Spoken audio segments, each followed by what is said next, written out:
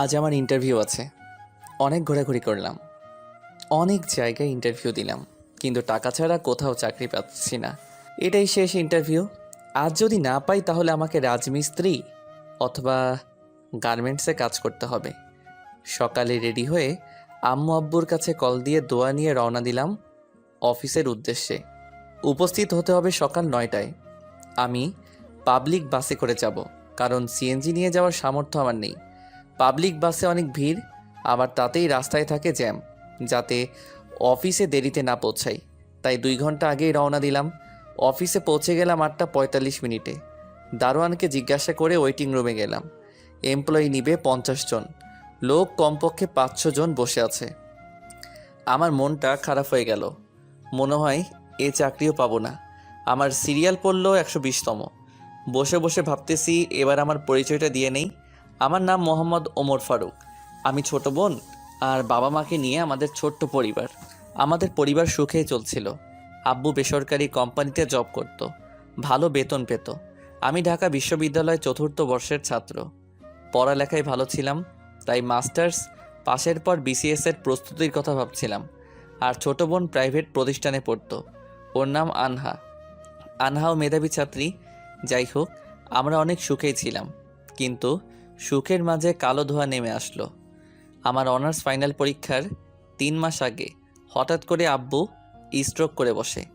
আব্বু এতটাই অসুস্থ হয়ে পড়ে যে কাজ করা তো দূরের কথা, উঠে দাঁড়াতে পারতো না। আব্বু যে কোম্পানিতে জব করত, সেখান থেকে 2 লাখ টাকা দিয়ে আব্বুকে বের করে দেয়। আর আমার উপর সম্পূর্ণ পরিবারের দায়িত্ব এসে যায়। তাই কোনো মতে অনার্স পাশের পর চাকরির পিছনে লেগে পড়ি। কিন্তু চাকরি না পেয়ে টিউশনি করিয়ে নিজে চলেছি এবং পরিবারকেও চালিয়েছি। এখানে অনেক খরচ, এই জন্য সবাই গ্রামে পাঠিয়ে দিলাম। টিউশনির টাকা দিয়ে নিজে চলি এবং বাসায় টাকা পাঠাই। কয়েকটা ব্যাচ পড়াই আমি। সায়েন্স নিয়ে পড়েছি আমি, তাই স্টুডেন্ট অনেক। তারপর মাস্টার্স পাশ করলাম। একটা মেয়েকে ভালোবাসতাম, সে আমার 1 বছরের জুনিয়র ছিল। নাম ছিল আকলিমা আক্তার কণা। সে বড়লোক বাবার মেয়ে ছিল, আর আমি তখন বেকার। তাই কণার সাথে ইচ্ছে করে একটা ত্রুটি বের করে ব্রেকআপ করে দেই। অনেক কেঁদেছিলাম, কিন্তু বাস্তবতা মেনে নিয়েছি। কেটে গেছে প্রায় 1.5 বছর। অনেক কিছুই পাল্টে গেছে। এই চঞ্চল ছেলেটা অনেকটা শান্ত হয়ে গেছে। বাবাকে ডাক্তারের কাছে নিয়ে গেছিলাম। ডাক্তার বলেছে 2 বছরের মধ্যে অপারেশন করালে সম্পূর্ণ সুস্থ হবে, কিন্তু তার জন্য 20 লাখ টাকা লাগবে। এসব ভাবতেছি আর চোখ বেয়ে পানি পড়তেছে। যখন বুঝলাম এটা পাবলিক প্লেস, তখন ওয়াশরুমে গিয়ে মুখ ধুয়ে আসলাম। প্রায় 2টোর সময় আমার ডাক পড়ল। পেটে ক্ষুধা নিয়ে ভিতরে ঢুকলাম। আমার পর স্যারেরা লাঞ্চ করবে, তারপর আবার ইন্টারভিউ নিবে। যাই হোক, ভয় নিয়ে দরজায় নক করলাম। আসসালামু আলাইকুম, আসতে পারি স্যার? আসো। আমি ভিতরে ঢুকে চেয়ারের সামনে দাঁড়িয়ে গেলাম। আমায় বসতে বলল। আমি চেয়ারে বসলাম। সামনে দেখলাম 4টা চেয়ার, 3 জন আছে, মানে আরেকজন নেই। হঠাৎ কেউ একজন ভিতরে ঢুকলো, বোরকা পরা। ভিতরে ঢুকে ফাঁকা চেয়ারে গিয়ে বসলো। আমি বুঝলাম ইনিও বস। মেয়েটা আমার দিকে কিছুক্ষণ তাকিয়ে থেকে বোরকার মুখোশটা খুললো। আমি দেখে টাসকি খেলাম। আরে এ তো কণা, এখানে কেমনে আসলো? হায় আল্লাহ, অল্পের জন্য বোধহয় সব শেষ। আবার ভাবতেছি কণা এখানে আসলো কেমনে? হয়তোবা বিয়ে হয়েছে মালিকের ছেলের সাথে। কণার সাথে ইচ্ছে করে ব্রেকআপ করার প্রতিশোধ নিবে মনে হয়। আমি মুখ ভয়ে এমন হয়েছে যে আমি এভারেস্টের সর্বোচ্চ চূড়ায় উঠতে গিয়ে পড়ে গেলাম। আমার সব কল্পনা উড়িয়ে দিয়ে, সার্টিফিকেট দাও। এই যে স্যার। নাম কি তোমার? সব তো ভালোই, অভিজ্ঞতা আছে কি? না স্যার। আর কয়টা ইন্টারভিউ দিয়েছো? প্রায় 20টার মতো স্যার। হয়তোবা তোমার কোনো সমস্যা আছে, তাই নেয়নি। আসলে তা নয় স্যার, আমি উচ্চ পদস্থ কর্মকর্তাদের টাকা দিতে পারিনি, তাই হয়নি। এখানে চাকরি না হলে কি করবেন? কি আর করব, অনেক গার্মেন্টস কোম্পানি আছে তো সেখানে ঢুকে যাব। ঢাকা বিশ্ববিদ্যালয় থেকে অনার্স কমপ্লিট করে গার্মেন্টসে চাকরি করবা? স্যার, পেট কখনো গার্মেন্টস বা লেবারই মানবে না। আরও কত ছাত্র আছে আমার মতো। কোথায় যাচ্ছেন? জানি এই চাকরিও টাকা ছাড়া হচ্ছে না। অযথা খিদে নিয়ে বসে থেকে লাভ নেই। আমার সার্টিফিকেট দিয়ে দেন, চলে যাই। যদি বলি আপনার চাকরি হয়ে গেছে, তাহলে কি করবেন? ম্যাম, ফাইজলামও করবেন না। আপনাদের কথাই বুঝেছি। আপনাদের লোক নেওয়া অনেক আগেই শেষ হয়েছে। এখন যেই আসবে উল্টাপাল্টা প্রশ্ন করে নাজেহাল করবেন।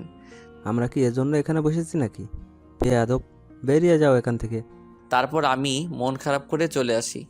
আমি বাসে করে বাসার দিকে রওনা দিই। আর ওদিকে এক হলো কোম্পানির মালিক জিসান চৌধুরী স্যার, দুই ওনার ছেলে কাব্য চৌধুরী স্যার, তিন হলো ম্যানেজার হারুন খান, আর কণা হলো জিসান চৌধুরীর ভাগ্নি। এদিকে কণার আমার সাথে ব্রেকআপের পর টিসি নিয়ে কানাডায় গিয়ে ম্যানেজমেন্ট নিয়ে অনার্স পাশ করে দেশে এসে মামার কোম্পানির একটা শাখা দেখাশোনা করে। ওরা সবাই লাঞ্চ করতে গেল। ওখানে দেখছো মামুনি, ছেলেটা কি বিয়াদব। আমি তো থাপ্পড় দিতে চেয়েছিলাম। মামা জানো ওই ছেলেটা কে? হবে হয়তো কোনো ছোট লোকের বাচ্চা। কেন মামুনি? মামা এই ছেলেটাকে আমি ভালোবাসতাম। তার মানে তুই এই সামান্য ছেলের জন্য দেশ ছেড়েছিলি? ভাই ওকে অপমান করবি না। ফারুকও আমায় ভালোবাসতো, কিন্তু হঠাৎ একদিন এসে সামান্য একটা ভুলের জন্য আমার সাথে ব্রেকআপ করে দেয় আর আমায় অনেক অপমান করে। আমিও সহ্য করতে না পেরে ওকে ছোট লোক, জানোয়ার ইত্যাদি বলে ব্রেকআপ করি। তারপর দেশ ছেড়ে চলে যাই। ভালো হয়েছে, ছোট লোকের কাছ থেকে বেঁচেছিস। ভাইয়া আসলে তা না, আমি ওখানে গিয়ে কিছুদিন পর বুঝতে পারি ফারুকের কোথাও না কোথাও ঝামেলা হয়েছে, যার কারণে ইচ্ছে করেই আমার সাথে ব্রেকআপ করেছে। কিন্তু ওর সাথে অনেক যোগাযোগ করতে চেয়েও পারিনি, আর আজ ওকে দেখেও কিছু বলতে পারলাম না। কেন মামুনি? মামা যে ছেলে ছিল অনেক চঞ্চল আর রসিক স্বভাবের, আজ তার গম্ভীর ভাব দেখে আমার কান্না আসছিল, তাই কথা বলতে পারিনি। তুমি এখনো ওকে ভালোবাসো? মামা, একমাত্র ওর জন্যই আমি দেশে আসি, কিন্তু ওর ঠিকানা পাইনি। অনেক খুঁজেছি, ওর বন্ধুদের মাধ্যমে লোকেশন খোঁজার চেষ্টা করেছি, কিন্তু পারিনি। সবাই বলে গ্রামে গেছে, কিন্তু কেউ ঠিকানা জানে না। তাহলে ছেলেটাকে চাকরি দে। ওর সাথে আমায় আজ যে করেই হোক দেখা করতে হবে। ওর তো ঠিকানাও জানিস না, কেমনে দেখা করবি? শোনো, ওর চাকরি কনফার্ম করে ওর জিমেইলে মেসেজ দাও, আর ওকে আমার পিএ হিসেবে নিয়োগ দাও। আর ওকে বুঝতে দেওয়া যাবে না আমি ওকে ভালোবাসি, আর ফারুক মনে করেছে আমার বিয়ে হয়ে গিয়েছে। আর ওর সাথে এমন চুক্তি করতে হবে যেন 10 বছরের চাকরি ছাড়তে না পারে। পারলে অনেক টাকা ওকে লোন দেওয়া হবে।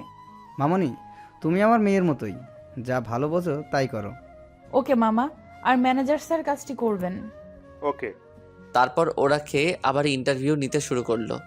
আর এদিকে আমি বাসে ঝুলে বাসায় আসি। বাসায় এসে দেখি রান্না করার কিছুই নেই। পাশের দোকান থেকে অরেঞ্জ বিস্কুট আর বারবিকিউ চানাচুর এনে খেলাম, আর পানি খেয়ে ঘুমালাম। উঠলাম ছাত্রের ডাকে। আসলে আমি দুটো রুম নিয়ে থাকি, শহর থেকে একটু দূরে। রুম ভাড়া লাগে 4000। ছাত্র পড়ে 18 জন, 4টা ব্যাচ, সকাল 8টা থেকে 9টা, আবার 9টা থেকে 10টা, আর বিকেল 4টা থেকে 5টা, বার 5 থেকে 6। কোনো মাসে আরও ছাত্রের সংখ্যা কমে যায়। আমার আব্বু প্রত্যেক মাসে ওষুধ যায় 3000, ছোটো বোনের প্রাইভেট 2000, আর পারিবারিক খরচ 5000 টাকা। আমার খরচ থাকে 4000। কোনো মাসে ছাত্র কমে গেলে আরও টাকা কম হয়, আবার কোনো ছাত্র 2 মাস পরে টাকা না দিয়ে চলে যায়। আর প্রাইভেটে বকবক করতে ভালো লাগে না, তাই চাকরির চেষ্টা করতেছি। যাই হোক, প্রাইভেট শেষে বাড়িতে কল দিয়ে কথা বললাম। অন্যদিন হলে একটু হলেও পড়তে বসে, কিন্তু আর পড়তে বসতে ইচ্ছে নেই, পড়েই বা কী করব। তাই ফোনে অনলাইনে কাজ শেখার কোর্স নিয়ে কথা বলতেছি। তখন একটা জিমেইল আসলো। আমি জিমেইলটা ওপেন করলাম। ওখানে লেখা যে আমার চাকরি কনফার্ম করা হয়েছে, আমাকে কালকে সকাল 10টায় দেখা করতে বলেছে। আমি মনে করলাম কণা আমায় অপমান করার জন্য এই পথ খুলেছে, তাই আমি সেদিকে মনোযোগ দিলাম না। মেসেঞ্জারে আবার ফ্রিল্যান্সিং কোর্স নিয়ে কথা বলা শুরু করলাম। কথা বলে ঘুমালাম। পরের দিন ছাত্রদের পড়ালাম সকাল 10টা পর্যন্ত, তারপরে খিচুড়ি বসিয়ে দিলাম। তখন বাজে 11টা। আমার ফোনে কল আসলো। আমি প্রথমবার ধরতে পারিনি, ধরলাম দ্বিতীয়বার। আসসালামু আলাইকুম, কে বলছেন? আমি কোম্পানি থেকে ম্যানেজার হারুন বলছি। আপনাকে আজ ডাকা হয়েছে, আপনি আসেননি কেন? সরি স্যার, আমার মনে ছিল না। এবার আমার বিশ্বাস হলো। আপনি 30 মিনিটের মধ্যে আসেন। Okay sir. এখন কথাটা শুনে ভালো লাগলো। আমি না খেয়ে রেডি হয়ে দিলাম দৌড়। বাসে করে যেতে 11টা 50 বাজলো। আমি অফিসে ঢুকলাম। দারোয়ানের সহায়তা নিয়ে ম্যানেজারের রুমে গেলাম। স্যার আসবো কি? আসো, বসো। ধন্যবাদ স্যার। আমায় কেন ডাকা হয়েছে স্যার? তোমার চাকরি হয়েছে, কিন্তু কিছু শর্ত আছে। কি শর্ত স্যার? সেটা অফিসের মালিক বলবে। চলো আমার সাথে। ওকে চলেন। তারপর ম্যানেজার স্যার আমায় জিসান স্যারের কেবিনে নিয়ে গেল। স্যার আমায় বসতে বলল। ম্যানেজার স্যার চলে গেল কেবিনে, আমি আর জিসান স্যার। তুমি কি নিয়ে পড়ছো? স্যার আমার মূল সাবজেক্ট ছিল আইসিটি, কিন্তু বিজ্ঞানের সব বিষয়ে পারদর্শী ছিলাম। তাহলে তোমার একটা কাজের দায়িত্ব দেই। কি কাজ স্যার? আসলে আমার অফিস 3টা, আর আমার ব্যবসার কাজে সবসময় দেশের বাইরে থাকতে হয়। তাই হেড অফিস আমার ছেলে দেখে, এইটা শাখা। একটা শাখা অফিস আমার মেয়ে দেখে, আরেকটা আমার ভাগ্নি দেখে। ও খুব ভালো স্যার। তোমার কাজের দায়িত্ব অনেক বড় হবে এবং বেতনও দ্বিগুণ পাবা। কি কাজ স্যার? আমি কিন্তু কোনো অনৈতিক কাজ করতে পারবো না। আরে তেমন কিছু না, তোমার কাজ হচ্ছে আমার এই শাখায় মোট খরচ কত হলো, শ্রমিকের বেতন, কত পিস প্রোডাক্ট সেল হলো, সেগুলো ছক তৈরি করতে হবে। এই কাজ মাসে টানা 7 দিন করলেই হয়ে যাবে। সেটা করবা। আর আমার ভাগ্নির পিএ হতে হবে। Sorry sir. সরি কেন? স্যার সব ঠিক আছে, কিন্তু মেয়ে মানুষের বিয়ে হতে পারবো না। ভেবে দেখো, বেতন 40,000 টাকা। তোমার ডিউটি সকাল 9টা থেকে রাত 8টা পর্যন্ত। সকাল আর দুপুরের খাওয়া ভাগ্নির বাসায় খাবা। স্যার বিয়ে না হলে কি হয় না, আমার বেতন কম হলেও হবে। সরি বাবা, তাহলে তুমি আসতে পারো। স্যার আমি রাজি। এটাতে স্বাক্ষর করো। এটা কেন স্যার? তুমি 5 বছরের আগে চাকরিটা ছাড়তে পারবে না, সেটারই দলিল এটা। করে দাও নির্ভয়ে। Okay sir.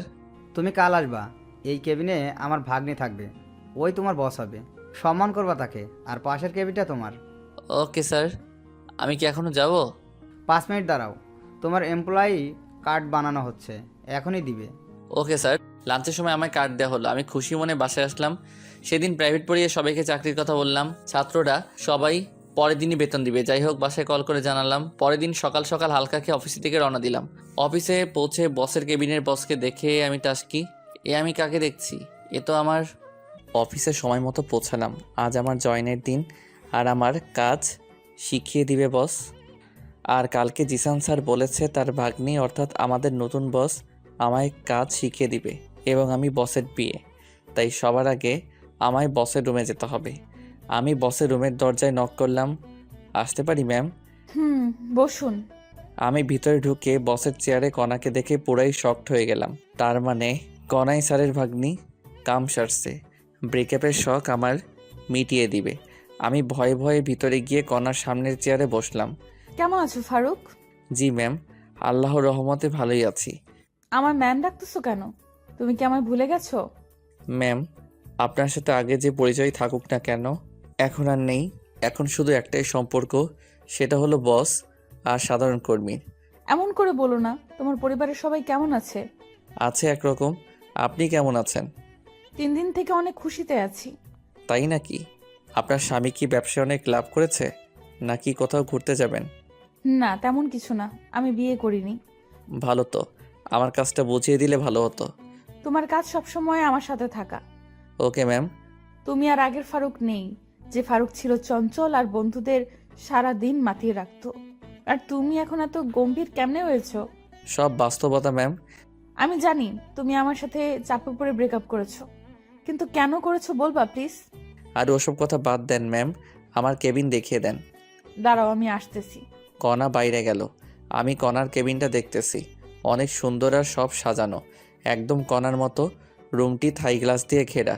ভিতর থেকে সব দেখা গেলেও বাইরে থেকে দেখা সম্ভব না। আমি বসে আছি চেয়ারে। প্রায় 10 মিনিট পর আসলো হাতে কি জানি একটা নিয়ে। চেয়ারে বসেই, বলো না, এতদিন কোথায় ছিলে তুমি আর তোমার পরিবার? ম্যাম আমি গ্রামে ছিলাম। আমি আমার কেবিনে যাচ্ছি ম্যাম। আর আমায় ম্যাম বলবি? বল। কণা বাইরে গিয়ে প্যাকেটে করে একটা ছুরি কিনে এনেছে। ম্যাম বলা মাত্র আমার গলায় ছুরি ধরে এসব কথা বলল। তো তাহলে কি বলে ডাকবো? নাম ধরে অথবা জান পাখি, যা ইচ্ছা বলে ডাকবা। এ হয় না ম্যাম। আর একবার ম্যাম বল, গলা নামিয়ে দিব। তারপর তোকে গুম করে দিব, কেউ টের পাবে না। ওকে বলবো না, আর নাম ধরে ডাকবো না, তুমি করে বলবো। এই তো ঠিক আছে। এবার তো গলা ছেড়ে দাও। দাঁড়াও, আরো কথার উত্তর দাও। কি কথা? আমার সাথে বিনা কারণে ব্রেকআপ করছো কেন? বাধ্য হয়েছি করতে। আমার পরিবার তো রাজি ছিল তোমার আমার সম্পর্কে। তোমার পরিবারও ছিল, কিন্তু তুমি ব্রেকআপ করলা কেন? কেউ তো তোমায় চাপ দেয়নি, আর তুমি বিসিএসও দিলা না কেন? এসব বলা সম্ভব না, প্লিজ। বল, না হলে। বলেই আমার পায়ে লোহার শিক দিয়ে গোতা দিল। ইস আস্তে, বলতেছি তো, ছেড়ে দিলে বলবো। ওকে। আমি উঠে দৌড় দিয়ে বাইরে যাওয়ার জন্য দরজায় গেলাম। এ কি, দরজা লক করা। কণা দেখে মুচকে মুচকে হাসতেছে। তুমি ভালোই ভালোই সব কথার উত্তর দিলে কিছু বলবো না। হুম। বলো তাহলে শুরু থেকে। সামনে অনার্স ফাইনাল, হাতে 2 মাস সময় আছে। আমি আদিলের বাসায় নোট নিতে গিয়েছি। বাসায় এসে দেখি আম্মু আর ছোট বোন কান্না করতেছে। রুমে গিয়ে দেখি আব্বু অচেতন আর আম্মু মাথায় পানি ঢালছে। আমি যখন বুঝতে পারলাম কিছু হয়েছে তখন আব্বুকে দ্রুত হাসপাতালে ভর্তি করাই। তারপর? আর কি, ডাক্তার বের হয়ে বলল আব্বু স্ট্রোক করেছে। আব্বু কর্ম করতে পারবে না, চলতে পারবে না, এক কথায় অকেজো। পুরো পরিবারের দায়িত্ব তখন আমার উপর। আবার সামনে পরীক্ষা। আব্বুর অফিস থেকে 2 লাখ টাকা দিল। আর ঢাকায় তো অনেক খরচ, আবার ছোটো বোনের স্কুল ফি, আব্বুর ওষুধ সহ প্রত্যেক মাসে অনেক টাকা যেত। তাই সবাইকে গ্রামে পাঠিয়ে দিলাম আর আমি প্রাইভেট পড়ানো শুরু করলাম। তখন তুমি কিছুই জানোনি, আমি বলিনি তোমায়। আমার স্বপ্নগুলো চুরমার হয়ে গেল আর তুমি আবার প্রেশার দেওয়া শুরু করলা, সময় দেই না ইত্যাদি। তাই বাধ্য হয়ে তোমার সামান্য একটা ভুল ধরেই ব্রেকআপ করে দিয়েছি, কারণ তখন আর আমার কোনো উপায় ছিল না। সাবাস, খুব ভালো কাজ করেছো। কুত্তা কোথাকার, আমি কি তোমায় ভালোবাসতাম না? আমায় একবার বললে কি হতো যে তোমার বাসায় এত বড় ঘটনা ঘটে গেছে? তার জন্য দুঃখিত। এখন আঙ্কেলের কি অবস্থা? ডাক্তার বলেছে 5 বছরের মধ্যে যদি অপারেশন করাতে পারি তাহলে সম্পূর্ণ সুস্থ হয়ে যাবে। তার জন্য 20 লাখ টাকা লাগবে, আর আমার পক্ষে 20 লাখ টাকা সম্ভব না। তাই হাল ছেড়ে দিয়েছি। আমি দিলে নিবা কি? করুণা করছো আমায়? দেখো, করুণা করছি না। আমি জানি যদি আমি তোমায় টাকা দিতে চাই তুমি নিবা না, তাই অফিস থেকে লোনের ব্যবস্থা করব। তাহলে আমি রাজি। ওকে, এখন চলো তোমায় কাজ করা শিখাই দিই। ওকে। কণা আমাকে আমার কেবিনে নিয়ে আসলো। তারপর কম্পিউটারে ছক তৈরি করা শেখাচ্ছে। আমি এই সাবজেক্ট নিয়ে পড়েছি, তাই অভিজ্ঞতা আছে। দ্রুতই শিখে নিলাম। কণা আমায় বাকি কাজ কমপ্লিট করতে বলে চলে গেল। আমি কাজ করতে লাগলাম। তখনই একটা অপরিচিত মেয়ে রুমে ঢুকলো। Hello, hello. কথা বলার ইচ্ছে নেই, তবু ভদ্রতার খাতিরে বললাম, আমি লিপি। আপনার নাম? আমার নাম ফারুক। আপনি এই পড়ালেখা কোথা থেকে করেছেন? ঢাকা ইউনিভার্সিটি থেকে। আপনি? জাহাঙ্গীরনগর থেকে। আপনি রিলেশন করেন না? করতাম, কিন্তু ব্রেকআপ হয়েছে। ভালো তো। হুম। আপনি কথা কম বলেন কেন? ভালো লাগে তাই। আপনি অনেক হ্যান্ডসাম। ধন্যবাদ। আমরা কি একে অপরকে তুমি করে বলতে পারি? আপনি পারবেন, কিন্তু আমি আপনি করে বলবো। তা কি করে হয়? এমনি, যদি পারেন করবেন, না হলে নেই। চেষ্টা করব। হুম। আমি আবার কাজে মনোযোগ দিলাম। আর এদিকে লিপি বকবক করে যাচ্ছে, আমি মাঝে মাঝে হুম করতেছি। জানি না কাজ কতক্ষণ করেছি। একটু পর কণা আসলো আমার রুমে চেক করার জন্য। রুমে এসে লিপিকে দেখে লিপির সামনে গিয়ে, এখানে কি করেন আপনি? জি ম্যাম, নতুন কলিগ আসছে তাই পরিচিত হতে আসলাম। নতুন কলিগ আসলেই কি পরিচয় হতে হবে নাকি? আপনার কাজ নেই? জি ম্যাম, শেষ হয়েছে। এখনই আমার কেবিনে আসবেন, অনেক কাজ পড়ে আছে। আর আপনি বলেন কাজ নেই? ওকে ম্যাম, আপনি আসতেছেন? ওকে, আপনি আমার কেবিনে যান। লিপি কণার কেবিনে গেল আর কণা আমার সামনে একটা চেয়ার টেনে বসলো। কাজ করতে কোনো সমস্যা হলে আমাকে বলো। অনেকদিন পর কম্পিউটারে এসব কাজ করতেছি। প্রথমে একটু সমস্যা হলেও এখন একটু ভালোভাবে করতে পারতেছি। হুম, যেগুলো কাজ দিলাম কতক্ষণ লাগবে সেগুলো করতে? যদি টানা করি তাহলে আর 2 ঘন্টাই হবে। ভালো তো, আমি তো ভেবেছিলাম আজ সারাদিন লাগবে কাজটি করতে। না ম্যাম, লাঞ্চের পর কাজ শুরু করলেই হয়ে যাবে। আর কতক্ষণ আছে লাঞ্চের দেখো তো। ও শিট, আর মাত্র 20 মিনিট আছে লাঞ্চের। আমি জানি সময় নেই, লাঞ্চের সময় রেডি থেকো। কেন ম্যাম? আবার ম্যাম বলছো? সরি, কিন্তু কোথায় যাবা? আমাদের বাসায় লাঞ্চ করতে। আমি যেতে পারবো না। তোমার বাসায় আমি কেন যাব? তোমার সাথে ব্রেকআপ করেছি, তার প্রতিশোধ কি তুমি এইভাবেই নিবা নাকি? কি? আমি প্রতিশোধ নিচ্ছি? আমি এমনি মজা করলাম। আমি তোমার বাসায় যেতে পারবো না, ক্যান্টিনে খেয়ে নিব। আলট্রা ভাব নিয়ে লাভ নেই, আর বলবো না। তোমায় চাকরি দেওয়ার সময় বলা হয়েছিল সকাল আর দুপুর আমাদের বাসায় খাবে। তুমি যখন খাবেই না, তাহলে আমাদেরই খাবার বেঁচে যাবে। আরে আমি তোমার সাথে ফাইজলামও করতেছি। আমি যাব তো, যাবার সময় আমায় ডাক দিও। আমার মনে ছিল না। আর ফ্রি খাওয়া ছেড়ে দেয়া যায় নাকি? আর ক্যান্টিনে খেলে তো একবেলায় কমপক্ষে 150 টাকা যাবে। আচ্ছা, ডাক দিব। এখন মনোযোগ দিয়ে কাজ করো, ফাঁকিবাজি চলবে না। Okay ma'am. আবার ম্যাম বললা কেন? আপনি তো ম্যামের মতো করে আদেশ করলেন, তাই ম্যাম বলেছি। যাই বলো, ম্যাম বলবা না। তাহলে আপামনি বলি। কাজ করা বাদ দিয়ে একটু বসলাম যে ফাইজলামও করি একটু। তোকে তো। বলেই কেবিন থেকে বেরিয়ে গেল। কণা কেবিন থেকে বেরিয়ে যাওয়ার পর আমি কাজে মনোযোগ দিলাম। আসলে আমার কাজ অল্প, সপ্তাহে 1 দিন যদি মনোযোগ দিয়ে কাজ করি তাহলেই হবে। বাকি 6 দিন না করলেও সমস্যা নেই। যাই হোক, আমি কাজ করতে লাগলাম আর ওদিকে কণা নিজের কেবিনে প্রবেশ করলো। কণা দেখলো লিপি সামনের চেয়ারে বসে আছে। কণা বসের সিটে গিয়ে বসে, সরি মামা, দেরি করার জন্য। ব্যাপার না মামা, তোদের দুজনের কাহিনী এতক্ষণ সিসিটিভিতে দেখলাম। এটা কিন্তু তোর ঠিক হয়নি। যাই হোক, কেমন দেখলি? মামা সেই, তুই একে কোথায় পেয়েছিস? আমি তো ক্রাশ খেয়েছি। তুই যদি না রিলেশন করিস আমায় বল, আমি এখনই প্রপোজ করব। এক লাত্তি খাবি। ওকে আমি অনেক ভালোবাসি। ওর দিকে চোখ দিলে তোর আদনানকে সব বলে দিব। কল দিলেও সমস্যা নেই। আমি ফারুককে যদি পাই তাহলে আদনানকে এমনিতেই ছেড়ে দিতাম। ওকে, তাহলে কল দিলাম। আরে পাগল নাকি, কল কেটে দে। তোর ফারুককাকে তুই রাখ বইন। এই তো গুড গার্ল। একটু পর লাঞ্চ করতে হবে। তুই তোর কেবিনে যা, আমি বাসায় যাব। ওকে, ট্রিট কবে দিবি সেই কথা বল। চিন্তা করিস না, কয়েকদিনের মধ্যে ট্রিট পাবি। ওকে মামা, আমি যাচ্ছি। ওকে। তারপর লিপি নিচের কেবিনে চলে গেল আর কণা টেবিলের উপর থাকা একটা ফাইল মনোযোগ দিয়ে দেখতে থাকলো। এবার লিপির পরিচয় দিয়ে নেই। লিপি আর কণা এখন ঘনিষ্ঠ বন্ধু এবং দূরসম্পর্কের বোন হয়। লিপি আর কণা ভালো বন্ধু, কিন্তু অফিসে দেখে কখনো বোঝা যাবে না ওরা বেস্ট ফ্রেন্ড। লাঞ্চের সময় হলো, তখন কণা কেবিন থেকে বেরোলো। কণা নিজের কেবিন থেকে পমার কেবিনে এসে, লাঞ্চের সময় হয়েছে, যাবে চলো। চলো বলেই কম্পিউটার বন্ধ করলাম। ওকে, আসো। কণা গাড়ির কাছে গেল, আমিও পিছন পিছন গেলাম। কণা ড্রাইভার কাকাকে ছুটি দিয়ে দিল। কাকাকে ছুটি দিলা কেন? তুমি চালাবা তাই। পারি না তো আমি গাড়ি চালাতে। তোমাকে গাড়ি চালানো শিখতে হবে। আমার শেখা লাগবে না, আমি ড্রাইভারই করব না। তাহলে আমার ড্রাইভার কি হবে? বুঝলাম না, কি বললা? আরেকবার বলো তো। না, কিছু না। তোমার ড্রাইভার মানে কি বোঝাতে যাচ্ছ তুমি? তুমি যা বোঝো তাই। এখন গাড়িতে ওঠো, প্রচুর খিদে লাগছে, বাসায় যাওয়া লাগবে। আচ্ছা চলো। তারপর কণা ড্রাইভারের সিটে বসলো আর আমি পিছনের সিটে বসলাম। তখনই, তুমি পিছনে বসলা কেন? তাহলে কোথায় বসবো? আমাকে কি তোমার ড্রাইভার মনে হয়? সামনে বসো। আচ্ছা, আমি সামনে গিয়ে বসলাম আর কণা গাড়ি চালাতে লাগলো। প্রায় 20 মিনিট পর একটা বাড়ির সামনে আসলাম। দারোয়ান গেট খুলে দিল আর কণা গাড়ি ভিতরে ঢুকালো। বাসাটা দোতলা, বাইরে থেকে দেখতে অনেক সুন্দর, না জানি ভিতরে আরও কেমন। যাই হোক, গাড়ি থেকে নেমে কণা বাসার ভিতরে ঢুকলো আর আমি ওর পিছনে। তখনই একজন ভদ্রমহিলা আসলো।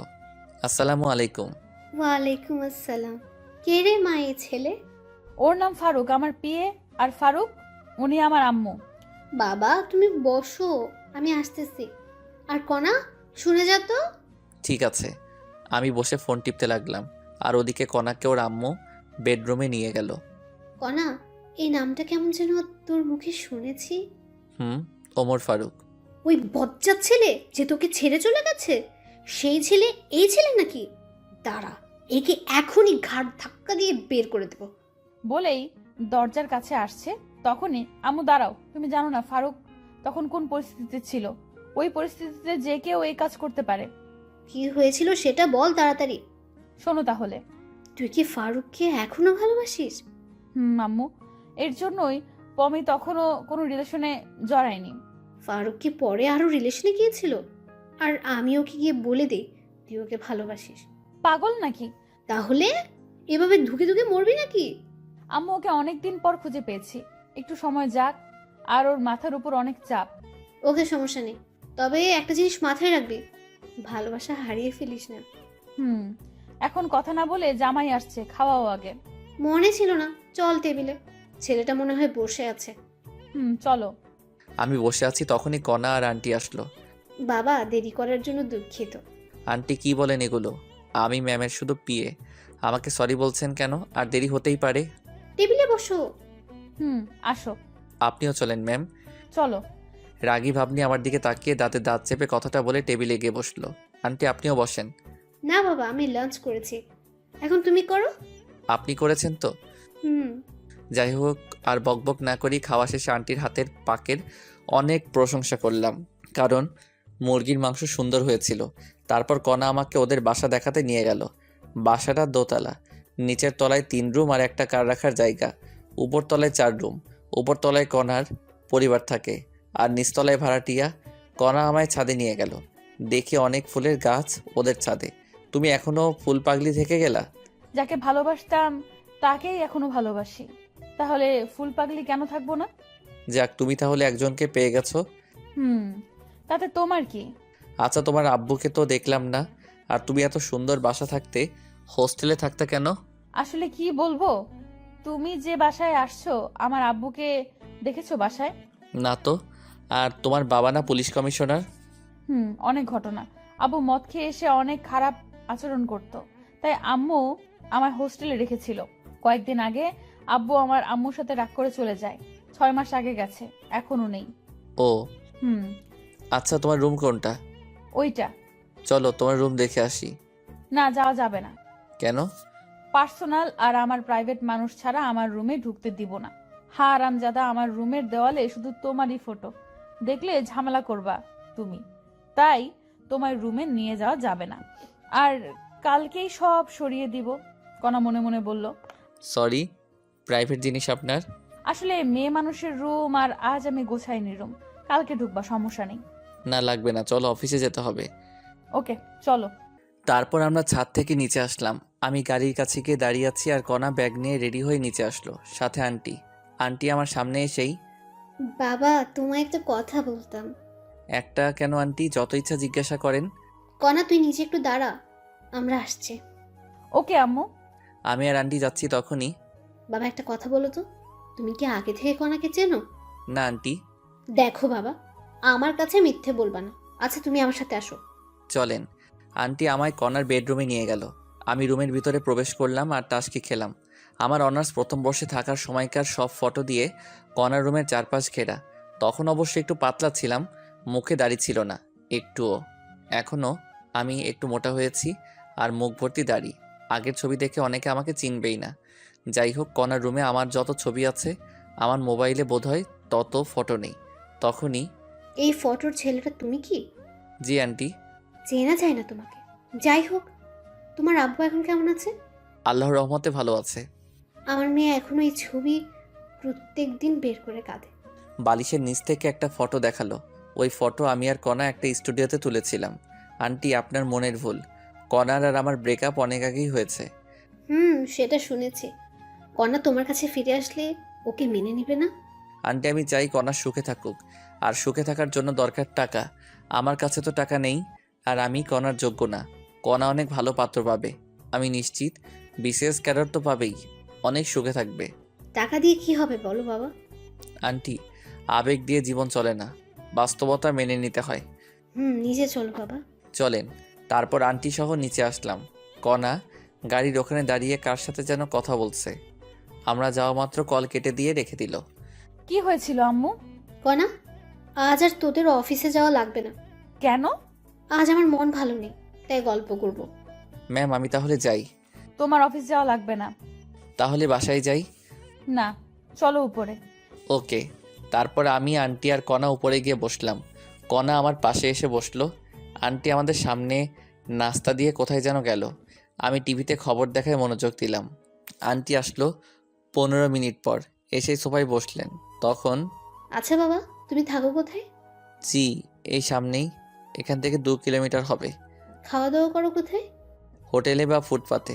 এইভাবে ফুটপাতে খেলে তো শরীর খারাপ করবেই। জানি সেটা। বাবা, আমাদের বাসায় একটা রুম ফাঁকা আছে, ওই রুমে থাকতে পারো। ধন্যবাদ, কিন্তু আমার এত টাকা দিয়ে থাকা হবে না, আমি ওখানেই ভালো আছি। তোমার ভাড়া আর খাওয়ার টাকা কিছুই লাগবে না, সব আমাদের সাথে।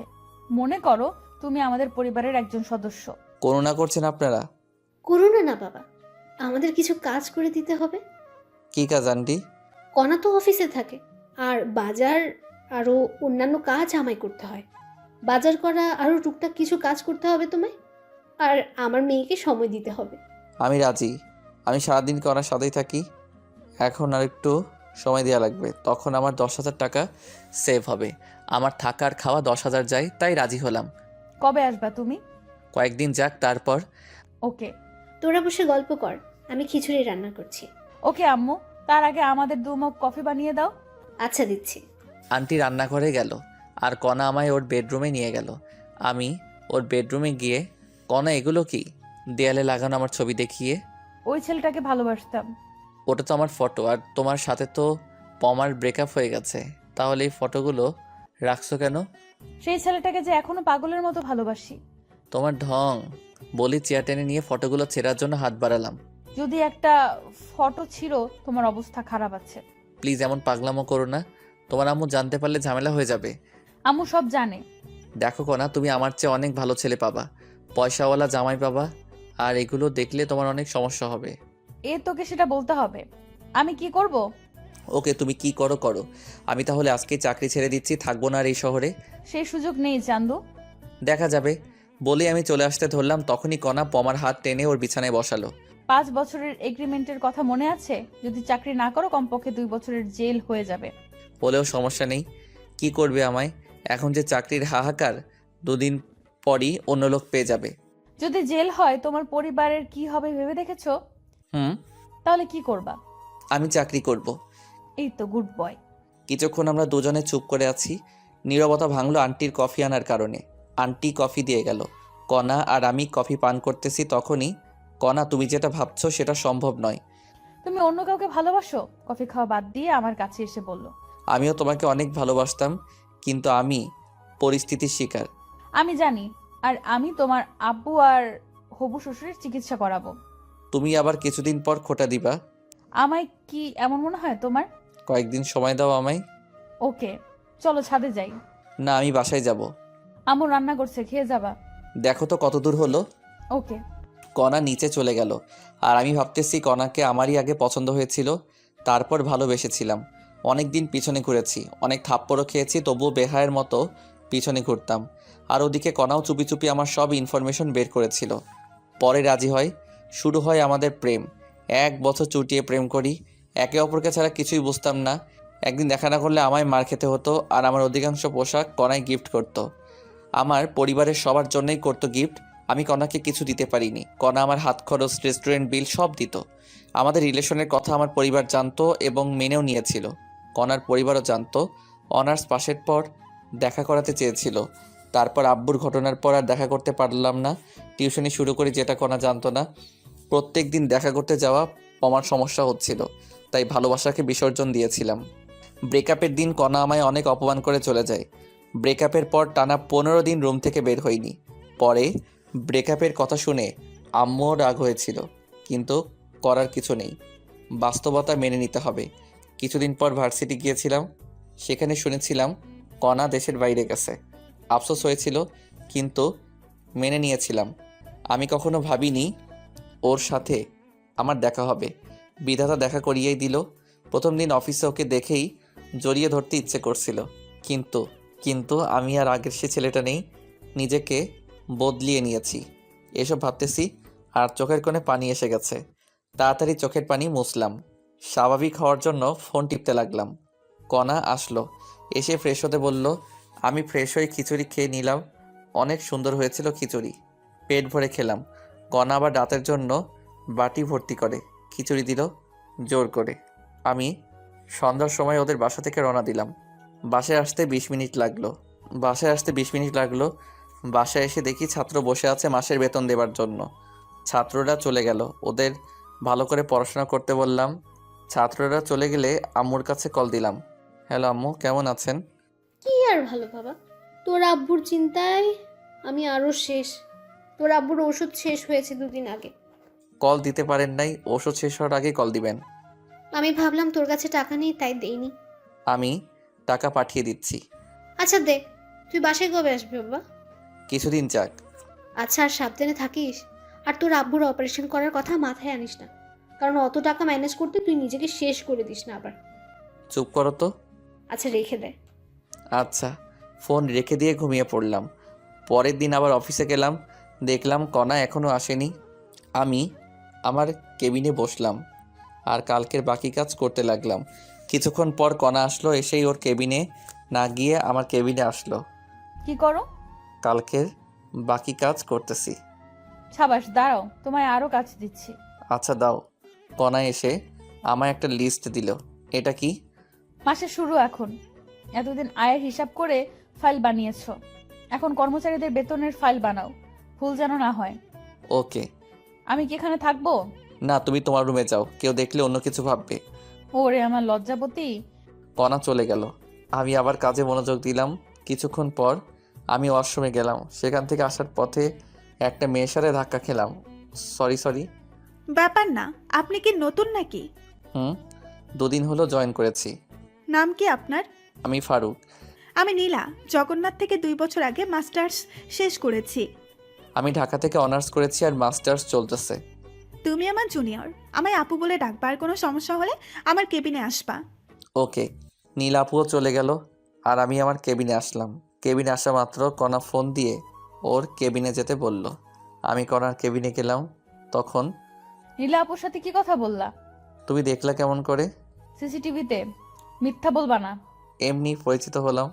কোনো মেয়ের সাথে কথা বলবা না। আমার নীল আপুকে পছন্দ হয়েছে। কি বললি? আরেকবার বলতো। আরে না, এমনি বললাম। ভালো তো। বলে চেয়ার থেকে উঠে দরজা লাগিয়ে আমার কাছে এসে টেবিলের উপর বসলো। এই কি করো? আমায় কিস করো। পাগল নাকি তুমি? কি বলছো এসব? কিস করবা না তাই না?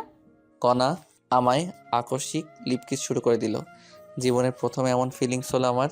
আর আমি নিজেকে ধরে রাখতে না পেরে রেসপন্স শুরু করলাম। আমি তো শুধু মধু খাচ্ছি। হঠাৎ কণা আমায় ধাক্কা দিয়ে সরিয়ে দিয়ে নিজের চেয়ারে গিয়ে বসলো। আমি তখন বুঝতে পারলাম এতক্ষণ কি করলাম। আমি তো অনেক লজ্জা পেয়েছি। লজ্জায় মাথা নিচু করে বসে আছি। কেমন লাগলো মহারাজ? চুপ করো। ভার্জিন ছেলেটাকে এইভাবে ধর্ষণ করলা? ওলে বাবালে, আমার ছোট খোকা। আরেকবার দিবাই মিষ্টি। তবে রে। আমার দিকে তেড়ে আসলো আর আমি দরজার কাছে দৌড়ে গিয়ে দেখি দরজা বন্ধ। মিষ্টি আর আমার লাগবে না, আমি আমার কেবিনে যাব। আমি তোমায় কিস করব না তো কে করবে? কণা আর আমি সামনাসামনি দাঁড়িয়ে আছি, পরস্পর সমান্তরাল।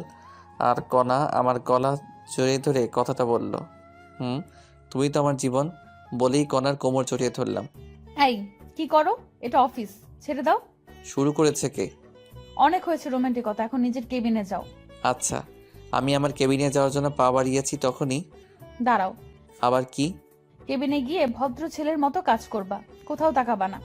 আমার কাছে এসে আমার কপালে চুমু দিয়ে কণা রুমের দরজা খুলে দিল আর আমি বেরিয়ে আমার কেবিনে গেলাম। কেবিনে গিয়ে আবার কাজ করতে লাগলাম।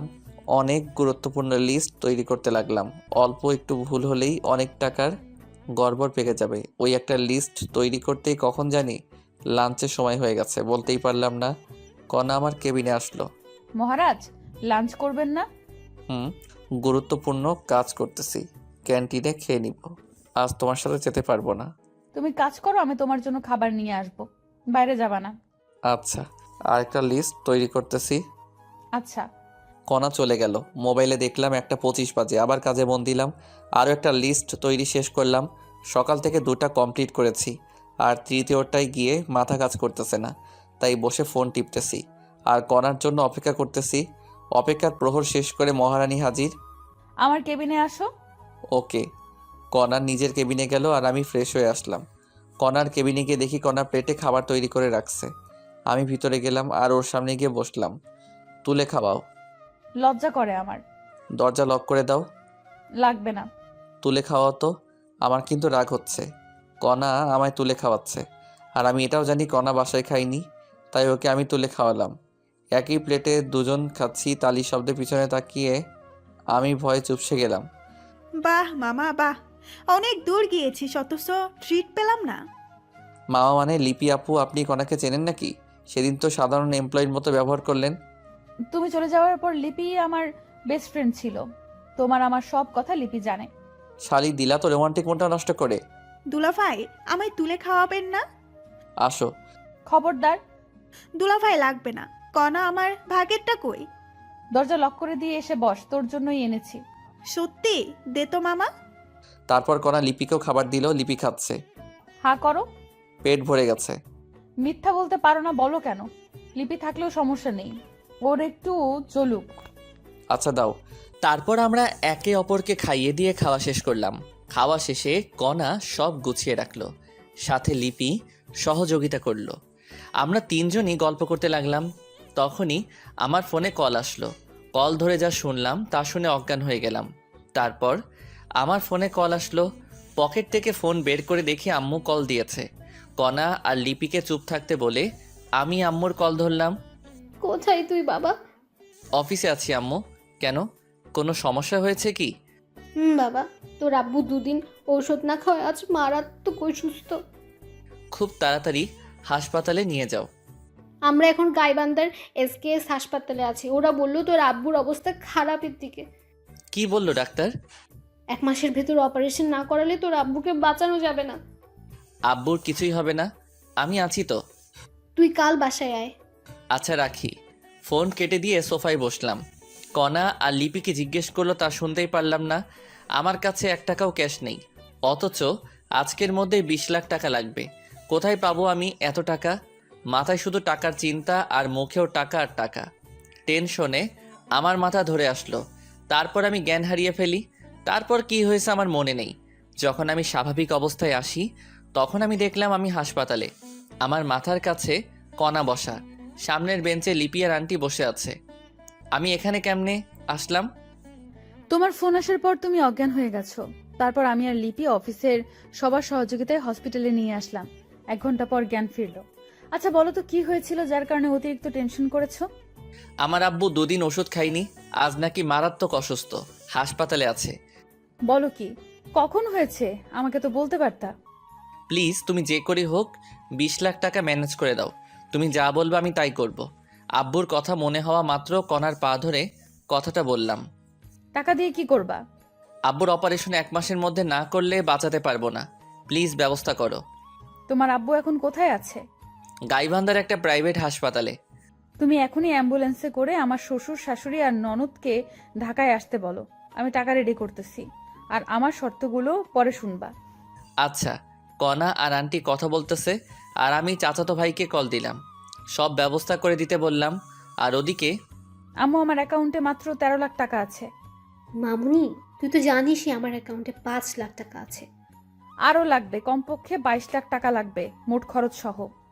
দেখো আমার অ্যাকাউন্টে 2 লাখ আছে। আমি আব্বুকে কল দিয়ে এখনই 5 লাখ টাকা নিয়ে আসতে বলি। যদি থাকে এখনই বলো। ওকে।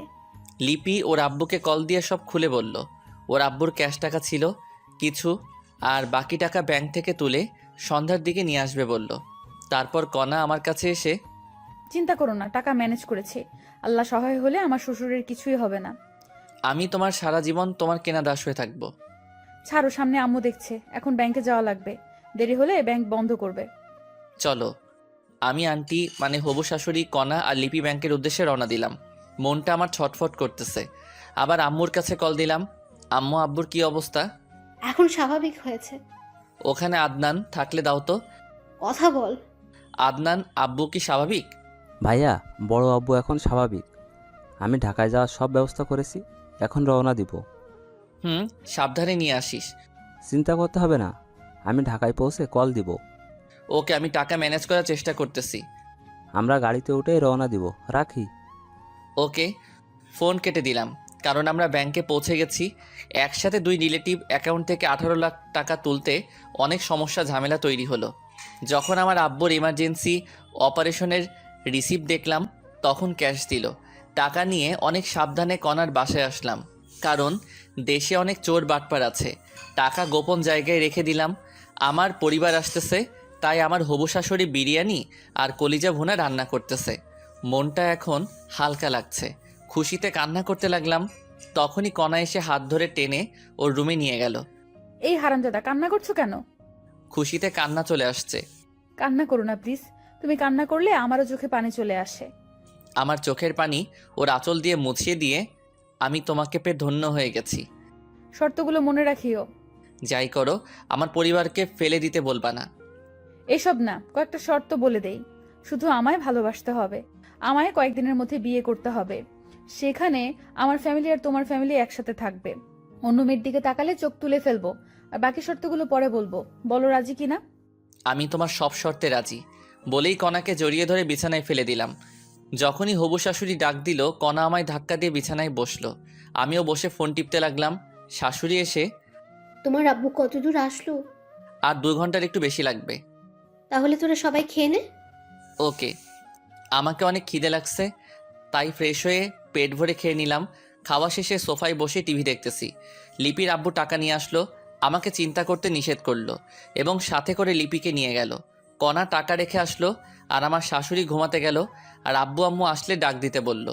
কণার কথা জিজ্ঞেস করলাম, কণা নাকি ঘুমিয়েছে। আমি সোফায় বসে আছি, তখনই কণা আসলো। তুমি ঘুমাওনি? না, তুমি এখানে তাই আসলাম। তুমি গিয়ে ঘুমাও। চুপ করো। বলেই আমার কোলে মাথা রেখে শুয়ে পড়ল। জানো, আমি কখনো ভাবিনি এমন হবে। আব্বু আম্মু আসলে ডাক দিবা আমায়। রাত 11টায় আমি কল পেয়ে গেট খুলে দিলাম। দেখি ওরা হাইসে করে এসেছে। হাইস কেন? ভাইয়া, অ্যাম্বুলেন্স ভালো না, তাই হাইস নিয়েছি। আচ্ছা, আব্বুকে ধরো, ভিতরে নিয়ে যাই। ওকে। তারপর আব্বুকে দোতলায় এনে গেস্ট রুমে শোয়ালাম। আব্বু সব দেখতে পারে কিন্তু কথা বলা আর হাঁটতে পারে না, আর এই কারণে ভিতরে কি জানি সমস্যা হয়েছে। আব্বুকে রুমে রেখে আসলাম, সাথে আম্মু আছে। আমার ছোট বোন আনহা গিয়ে কণাকে ডাক দিল। কণা আনহাকে চিনতে পেরে জড়িয়ে ধরে কান্না করতে লাগলো। আনহাও কান্না করতে লাগলো। যখন বুঝতে পারছে আম্মু আসছে, দৌড়ে আম্মুর কাছে গেল। মামুনি, ফারুক তোমার দেখা কেমন করে পেল? অনেক কাহিনী আম্মু। এখন বলো, আমাকে আগের মতো করে ছেলের বউ করবা না? তোমার আঙ্কেলের অবস্থা দেখছো কেমনে হয়? আম্মু, আমি অপারেশনের সব ব্যবস্থা করেছি। পরশুদিন সিঙ্গাপুরের উদ্দেশ্যে রওনা দিব। কাল সকালে টিকিট কনফার্ম করব। তুই আমার মা হয়ে গেলি মামুনি। আল্লাহ তোমাকে অনেক দিন বাঁচিয়ে রাখুক।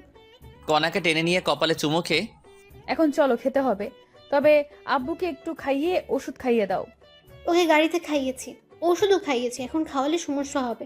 ও এখন ঘুমাবে। চলো, খাবে তুমি? তারপর আম্মু, আনহা আর আদনান ফ্রেশ হয়ে এলো। আন্টি মানে হবু শাশুড়ি পরিবেশন করলো আর ওরা সবাই খেয়ে নিল। খাওয়া শেষে সবাই একখানে বসলাম। সেখানে টিকিট কয়টা কাটবো? 4টা টিকিট কেটে রাখো। ওকে, কিন্তু কে কে যাবে? আম্মু যাবে, আব্বুর সেবা করতে হবে, সেগুলো আমরা পারবো না। আমি যাব, তুমি যাবে আর আব্বু। ওকে, কাল সকালে। এখন সবাই ঘুমিয়ে পড়ো। ওকে। 4টা রুম কিন্তু বেড 3টা। একটায় আব্বু আম্মু, আরেকটায় কণা, শাশুড়ি আর আনহা, আর আরেকটায় আমি আর আদনান ঘুমিয়ে পড়লাম। পরের দিন উঠলাম কণার ডাকে, উঠে নাস্তা করলাম। নাস্তা করে অনলাইনে টিকিট কাটার জন্য রওনা দিলাম। টিকিট কনফার্ম করে টিকিটের রিসিভের ফটোকপি নিলাম। এটা দেখালেই টিকিট দিয়ে দিবে। আব্বুকে নিয়ে আমি আর কণা বাংলাদেশের নামকরা বেসরকারি হাসপাতালে গেলাম। ডাক্তার কণার পরিচিত হওয়ার সুবাদে সিরিয়াল খুব তাড়াতাড়ি পেয়ে গেলাম। ডাক্তার অনেক সতর্কভাবে আব্বুর চেক আপ করলো। আব্বুর শরীর এখন কেমন আর আব্বুর শরীর কোন ধরনের অপারেশন সহ্য করতে পারবে সে অনুযায়ী একটা রিসিপ্ট তৈরি করলো। সেদিন আরও কিছু কাজ করলাম। দিনটি কেমনে কেটে গেল বুঝতেই পারলাম না। পরের দিন আবার সেই হাসপাতালে গেলাম। এই হাসপাতালের মাধ্যমেই আমরা সিঙ্গাপুর যাব, আর ওখানে যা কাজ করা লাগবে সব এই ডাক্তাররাই করবে। আমরা সকাল 10টায় গেলাম হাসপাতালে। আবার রিসিপ্ট নিয়ে ব্যাংকে গিয়ে 20 লাখ টাকা ডোনেট করলাম। টাকা ডোনেট করার পর রিসিপ্ট নিয়ে বাসায় আসলাম। আমাদের বিকেল 4টায় ফ্লাইট, তাই আমরা রেডি হলাম। টিকিট অবশ্য কাটা ছিল আমাদের। আমরা রওনা দিলাম দুপুর 2টায়। যথাসময়ে প্লেন উড়াল দিল। দীর্ঘ 6 ঘন্টা পর আমরা সিঙ্গাপুরের মাটিতে পা রাখলাম। আমরা সরাসরি হাসপাতালে চলে গেলাম। আমাদের কাছ থেকে রিসিপ্ট জমা নিল এবং আব্বুকে ভিতরে নিয়ে গেল। কিছুক্ষণ পর এসে অভিভাবক অর্থাৎ সাদা স্ট্যাম্পে আমার স্বাক্ষর নিল। স্বাক্ষর করা শেষে ওরা চলে গেল। অপারেশন শুরু হলো। আমরা বাইরে দাঁড়িয়ে আছি। আম্মু তো শুধু কান্নাই করছে, থামছেই না কিছুতেই। আমারও কান্না আসতেছে, কিন্তু আমায় শক্ত হয়ে থাকতে হবে। আমি যদি কান্না করি তাহলে আম্মুকে আটকানোই যাবে না। আমি শুধু মনে মনে আল্লাহর নাম নিচ্ছি। আম্মু কান্না করতে করতে ক্লান্ত হয়ে বেঞ্চের উপর ঘুমিয়ে পড়েছে। কণা আম্মুর মাথা নিজের কোলে রেখে বসে আছে, আর আমি অপারেশন থিয়েটারের দরজার সামনে দাঁড়িয়ে আছি। আমার চোখের কোণে পানি এসে গেছে। আব্বুর কিছু কথা আমার মনে উঠে গেল। যাই হোক, প্রায় 3 ঘন্টা পর একজন দরজা খুলেই, কে আপনি? আমি রোগীর আত্মীয়। কেন? একটা ভালো খবর আছে। কি সেই খবর স্যার, বলেন একটু।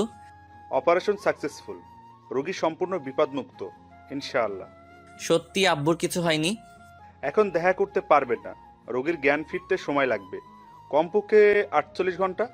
আর রোগীকে ঘুমের ইঞ্জেকশন দেওয়া আছে, ডিস্টার্ব করবেন না রোগীকে। ভিতরে গিয়ে দেখি সিনিয়র ডাক্তার সহ আরও 5 জন দাঁড়িয়ে আলোচনা করতেছে। Okay sir. আর শোনো, তোমার আব্বু একটা হার্টে 10 দিনের মতো সময় নেবে, কিন্তু কণ্ঠস্বর ঠিক হয়েছে। জ্ঞান ফেরার 24 ঘন্টার ভেতরেই কথা বলতে পারবে ইনশাআল্লাহ। ও আচ্ছা স্যার। আমার চেম্বারে আসো, কিছু ওষুধ লিখে দিচ্ছি, 1 মাস খাওয়াতে হবে। ওকে চলেন। বিশেষ দ্রষ্টব্য, সব কথা ইংরেজি দিয়ে বলেছি আমরা। তারপর আমি ডাক্তারের কেবিনে গেলাম। ডাক্তার আমাকে কিছু নির্দেশনা দিলেন। সেগুলো হলো, আব্বুকে কখনো প্রেশার দেওয়া যাবে না, কোনো টেনশন করা যাবে না, সুস্থ হলে সব কাজ করতে পারবে, সেক্ষেত্রে কোনো সমস্যা হবে না। আর আব্বুর জ্ঞান ফিরবে 48 ঘন্টার মধ্যে। কয়েকদিন কথা বলতে পারবে না, আর কয়েকদিন হেঁটে নিয়ে বেড়াতে হবে, যেমন করে আমরা ছোট্ট বাচ্চাদের হাঁটা শিক্ষা দিই। আর কিছু ওষুধ লিখে দিলেন, যেগুলো কমপক্ষে 6 মাস সেবন করতে হবে। যাই হোক, আম্মু কান্না করতে করতে ক্লান্ত হয়ে ঘুমিয়ে পড়েছে। আব্বুর যে অপারেশন শেষ হয়েছে সে কথা আম্মু আর কণা এখনও জানতে পারিনি। তাই ডাক্তারের কাছ থেকে প্রেসক্রিপশন নিলাম। সেখান থেকে আম্মু আর কণা যেখানে বসে আছে সেখানে গেলাম। আম্মুকে ডেকে তুললাম, সাথে কণাও উঠল। আম্মু ঘুম ভাঙা মাত্র, বাবা তোর আব্বু কোথায়? ভিতরে আছে। অপারেশন তো শেষ হয়েছে তাই না? হুম, অপারেশন শেষ হয়েছে। তোর আব্বু কোথায় সেটা আগে বল। ভিতরে আছে, অপারেশন সাকসেসফুল হয়েছে। 48 ঘন্টা আব্বুকে ডিস্টার্ব করা যাবে না। সত্যি বাবা, আমি শুধু দেখেই চলে আসবো, আমাকে নিয়ে চল বাবা। আমিও যাব। চলো, কিন্তু শব্দ করলে আব্বুর মাথার সমস্যা হতে পারে। আচ্ছা। তারপর আমি কেবিনে ঢুকলাম, সাথে আম্মু এবং কণাও আছে।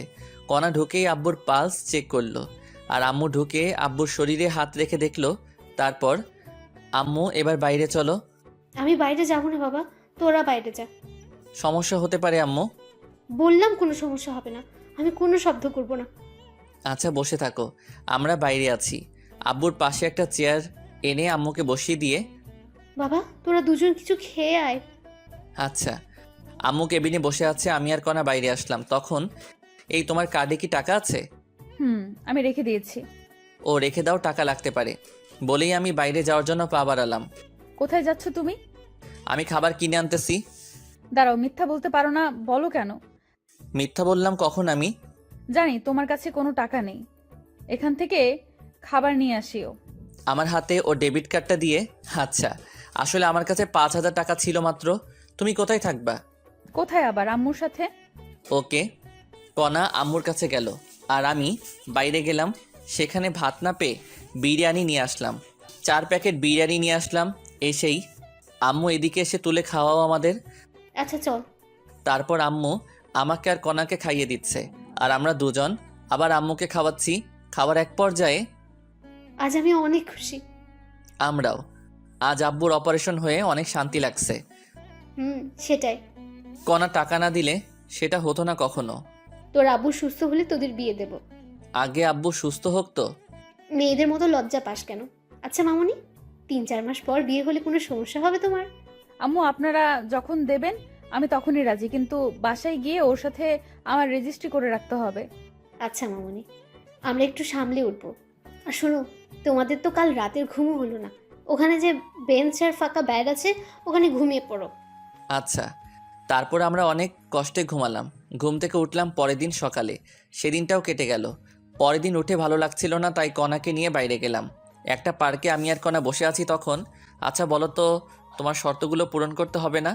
যখন তুমি আমার কথা শুনবা না তখন বলবো। আমাকে কাছে টেনে নিয়ে আমার কপালে আলতো করে একটা চুমু দিয়ে বলল, আচ্ছা।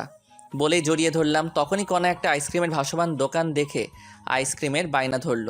মহারানী আইসক্রিম খাবে। আমি আইসক্রিম এনে দিলাম। আইসক্রিম আমার একেবারে অপছন্দ। আমাকেও খেতে বলল, কিন্তু আমি খেলাম না। কণা আইসক্রিম খাচ্ছে ছোট বাচ্চাদের মতো করে। খাওয়া শেষে ঠোঁটের চারপাশে আইসক্রিম লেগে আছে। তোমার ঠোঁট মুছে ফেলো। আমি পারবো না। দেখো ঠোঁট পরিষ্কার করো, না হলে ঠোঁট কামড়ে ছিঁড়ে ফেলবো কিন্তু।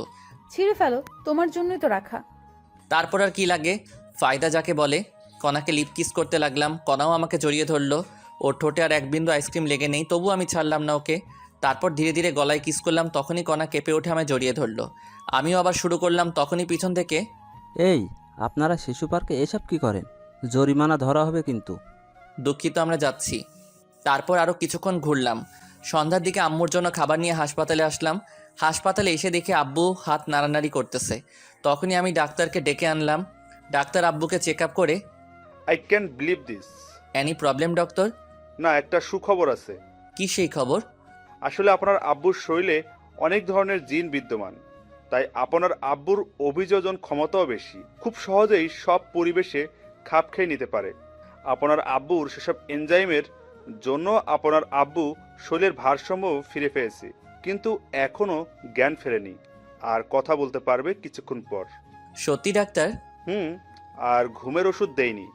কিছুক্ষণের মধ্যেই আপনার আব্বু ঘুম ভেঙে যাবে। ভালো কিছু খাইয়ে দিয়েন। আমি আসি এখন। ওকে। তারপর ডাক্তার চলে গেল। আমি অনেক খুশি, আব্বু আবার আগের মতো চলতে পারবে। যাই হোক, আব্বুর জ্ঞান রাত 2টার দিকে আসলো। ওঠা মাত্র আব্বুকে বাইরে থেকে আনা খাবার খাওয়ালাম, ওষুধ খাইয়ে দিয়ে আব্বুকে রেস্ট নিতে দিলাম। আব্বু হাত পা নাড়াতে পারে কিন্তু পা ফেলাতে ভয় পায় আর কথা বলার চেষ্টা করে। মুখ দিয়ে বাতাসও বের হয় কিন্তু আওয়াজটা বের হয় না। যাই হোক, আমি আর আম্মু মিলে আব্বুকে কিছুক্ষণ হাঁটালাম, তারপর আবার রেস্ট নিতে দিলাম। পরের দিন সকালে কিছুক্ষণ চেষ্টা করতেই আব্বু হাঁটতে সফল হলো। সেদিন পমাদের হাসপাতাল থেকে রিলিজ দিল। সেদিন রাতের টিকিট আমরা কেটে ফেললাম। আব্বু ইশারা দিয়ে কথা বলে। টিকিট কাটা শেষে আমরা একটা ছোট হোটেলে গিয়ে রাতের খাবার খেয়ে কিছু ব্যাগে প্যাকেট করে নিলাম। সন্ধ্যার সময় এয়ারপোর্টের ভিতরে প্রবেশ করলাম। রাত 8টায় প্লেন উড়াল দিল। পরের দিন ঢাকা শাহজালাল আন্তর্জাতিক বিমানবন্দরে নেমে কনার বাসায় গেলাম এবং কনার আব্বুর নামে যা শুনলাম তা শুনে দ্রুত সন্ধ্যার সময় আমরা এয়ারপোর্টের ভিতরে আসলাম। সিঙ্গাপুরের সময় রাত 11টায় আমাদের ফ্লাইট। আগে থেকে জানতাম অনেক সময় ভিতরে বসে থাকা লাগবে, তাই রাতের জন্য হালকা নাস্তা নিয়েছিলাম। রাত 9টার দিকে নাস্তা করলাম সবাই মিলে। আমরা এয়ারপোর্টের ভিতরে সোফায় বসে আছি, তখনই ভাবলাম আব্বুকে একটু ধরে ধরে হাঁটিয়ে নেই। সে অনুযায়ী কাজও করলাম। প্রায় আধা ঘন্টা হাঁটালাম। আল্লাহর অশেষ রহমতে আব্বু ভালোভাবেই হাঁটতে পারছে। কিছুক্ষণ পর সকল যাত্রীকে প্লেনে উপস্থিত হতে বলা হলো। আমরাও প্লেনের ভিতরে গেলাম। আমাদের 4 জনের সিট একসাথেই পড়েছে। আমাদের সিট বেল্ট বেঁধে দিল বিমানবালারা। রাত 11টায় প্লেন উড়াল দিল। আমরাও ঘুমিয়ে পড়লাম। আমার পাশে কণা, তারপর আম্মু, তারপর আব্বুর সিট পড়েছে। আমাদের প্রত্যেককে একটা করে কম্বল দেওয়া হলো। কণা ওর জন্য দেওস কম্বলটি রেখে দিল। কম্বল রেখে দিলা কেন? আমাদের একটা কম্বলে যথেষ্ট। কেমন করে একটা দিয়ে হবে, যে ছোট একটা কম্বল? এতেই হবে। আমি তোমায় জড়িয়ে ধরে ঘুমাবো, তোমার কাঁধে মাথা রাখবো। খালি ফাইজলামো। ঠিক আছে, আমার কাঁধে মাথা দিয়ে ঘুমাও। হুম। বলেই আমার গালে একটা চুমু দিল। লক্ষ্মী মেয়ে। আমি আব্বু আম্মুর দিকে দেখলাম ঘুমিয়ে পড়েছে। আব্বু আম্মুর শরীরের কম্বল ভালো করে গায়ে দিয়ে দিলাম যাতে ঠান্ডা না লাগে। তারপর সিটে বসলাম। তখন কণা আমাকে কাঁধে মাথা রেখে ঘুমিয়ে পড়ল। আমাকে দেয় কম্বলটি। আমাদের দুজনের শরীর দেওয়ার চেষ্টা করলাম, কিন্তু ছোট হওয়ায় পারলাম না। আর তখন আমি বিমানবালার কাছ থেকে আরেকটা কম্বল নিয়ে কণাকে ভালো করে ঢেকে দিলাম। একে অপরের সাথে জড়াজড়ি করে ঘুমিয়ে পড়লাম। ঘুম ভাঙলো বিমানের একটা সিগন্যালে। প্লেন এখন ল্যান্ড করবে, তাই সবাইকে জাগ্রত করার জন্য এক ধরনের সাউন্ড সিস্টেম ব্যবহার করে আমরা সিগন্যালের আওয়াজে জাগ্রত হয়ে গেলাম। প্রায় 30 মিনিট লাগলো প্লেন শাহজালাল আন্তর্জাতিক বিমানবন্দরে ল্যান্ড করতে। ল্যান্ড করার পর আব্বুকে ধরলাম এবং নিচে নামতে সাহায্য করলাম। নিচে নামার পর থেকে আব্বু নিজে নিজেই আমাদের সাথে হাঁটতে শুরু করলো। ল্যান্ড করার পর আমরা প্লেন থেকে নেমে রিসিভ রুমে আসলাম। রিসিভ রুম থেকে ব্যাগ রিসিভ করে এয়ারপোর্টের বাইরে আসলাম। আমার ছোট বোন আনহা আর চাচাতো ভাই আদনানকে আসতে বলা হয়েছিল। আমরা এয়ারপোর্টের বাইরে এসে দেখলাম ওরা দাঁড়িয়ে আছে। আনহা আব্বুকে দেখে দৌড়ে এসে কান্না শুরু করে দিল। আব্বুও নীরবে চোখের পানি ফেলতে লাগলো। আমি সান্ত্বনা দিয়ে একটা ট্যাক্সি নিয়ে আমরা সবাই কণার বাসায় আসলাম। আমি ব্যাগ নিয়ে আগেই দোতলায় গেলাম। বাসায় এসে কলিং বেল দিলাম। আমার আব্বুর বয়সী একজন পুরুষ দরজা খুলে দিল। কে আপনি? এই বাসায় কি চাই? সরি, আপনাকে তো চিনলাম না। আমি এই বাসার মালিক। আমার শাশুড়িকে ভয় দেখিয়ে বাড়ি দখল। বাবা, তুমি এতদিন কোথায় ছিলে? বাবা মানে এই লোককে? উনি আমার বাবা। ভেতরে আসো। আর বিআই বেআইন আপনারাও আসেন। চলেন বেয়ায়। তারপর আমরা সবাই সোফায় গিয়ে বসলাম। তখন আব্বু, তুমি এই 2 বছর কোথায় ছিলে? কিছু কাজ ছিল মামুনি। আর কোথাও তোমার যাওয়া হচ্ছে না? তোমার আর কোথাও যাব না, অবসর নিয়েই তবে এসেছি। ভাই সাহেব, আপনি কি কাজ করতেন? হঠাৎ 2 বছর খোঁজ ছিল না আপনার? বিআইন, আমি একজন কমিশনার ছিলাম। আমাদের দেশে মাদকের ব্যবহার অধিক ছিল, আর আমি ট্রেনিংয়ে মেডেল জিতেছিলাম, তাই সরকার আমায় ডেকে পাঠায়। তারপর আমাদের একটা মিটিং হয়। সেই মিটিংয়ে 60 সদস্য বিশিষ্ট একটা দল তৈরি করি। এদের মূল কাজ মাদকের গডফাদারকে ধরা। আমরা এই কাজের মিশনের জন্য উঠে পড়ে লেগে পড়ি। বাসায় থাকলে সমস্যা হতো, তাই আমি কাউকে না জানিয়ে পালিয়ে যাই।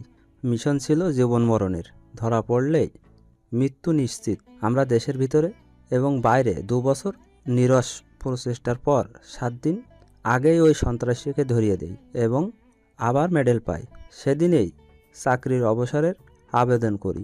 অফিসাররা সবাই অবাক হয়েছিল এবং তারা আমাকে চাকরিতে জোর করে রাখতে চেয়েছিল, কিন্তু পারিনি।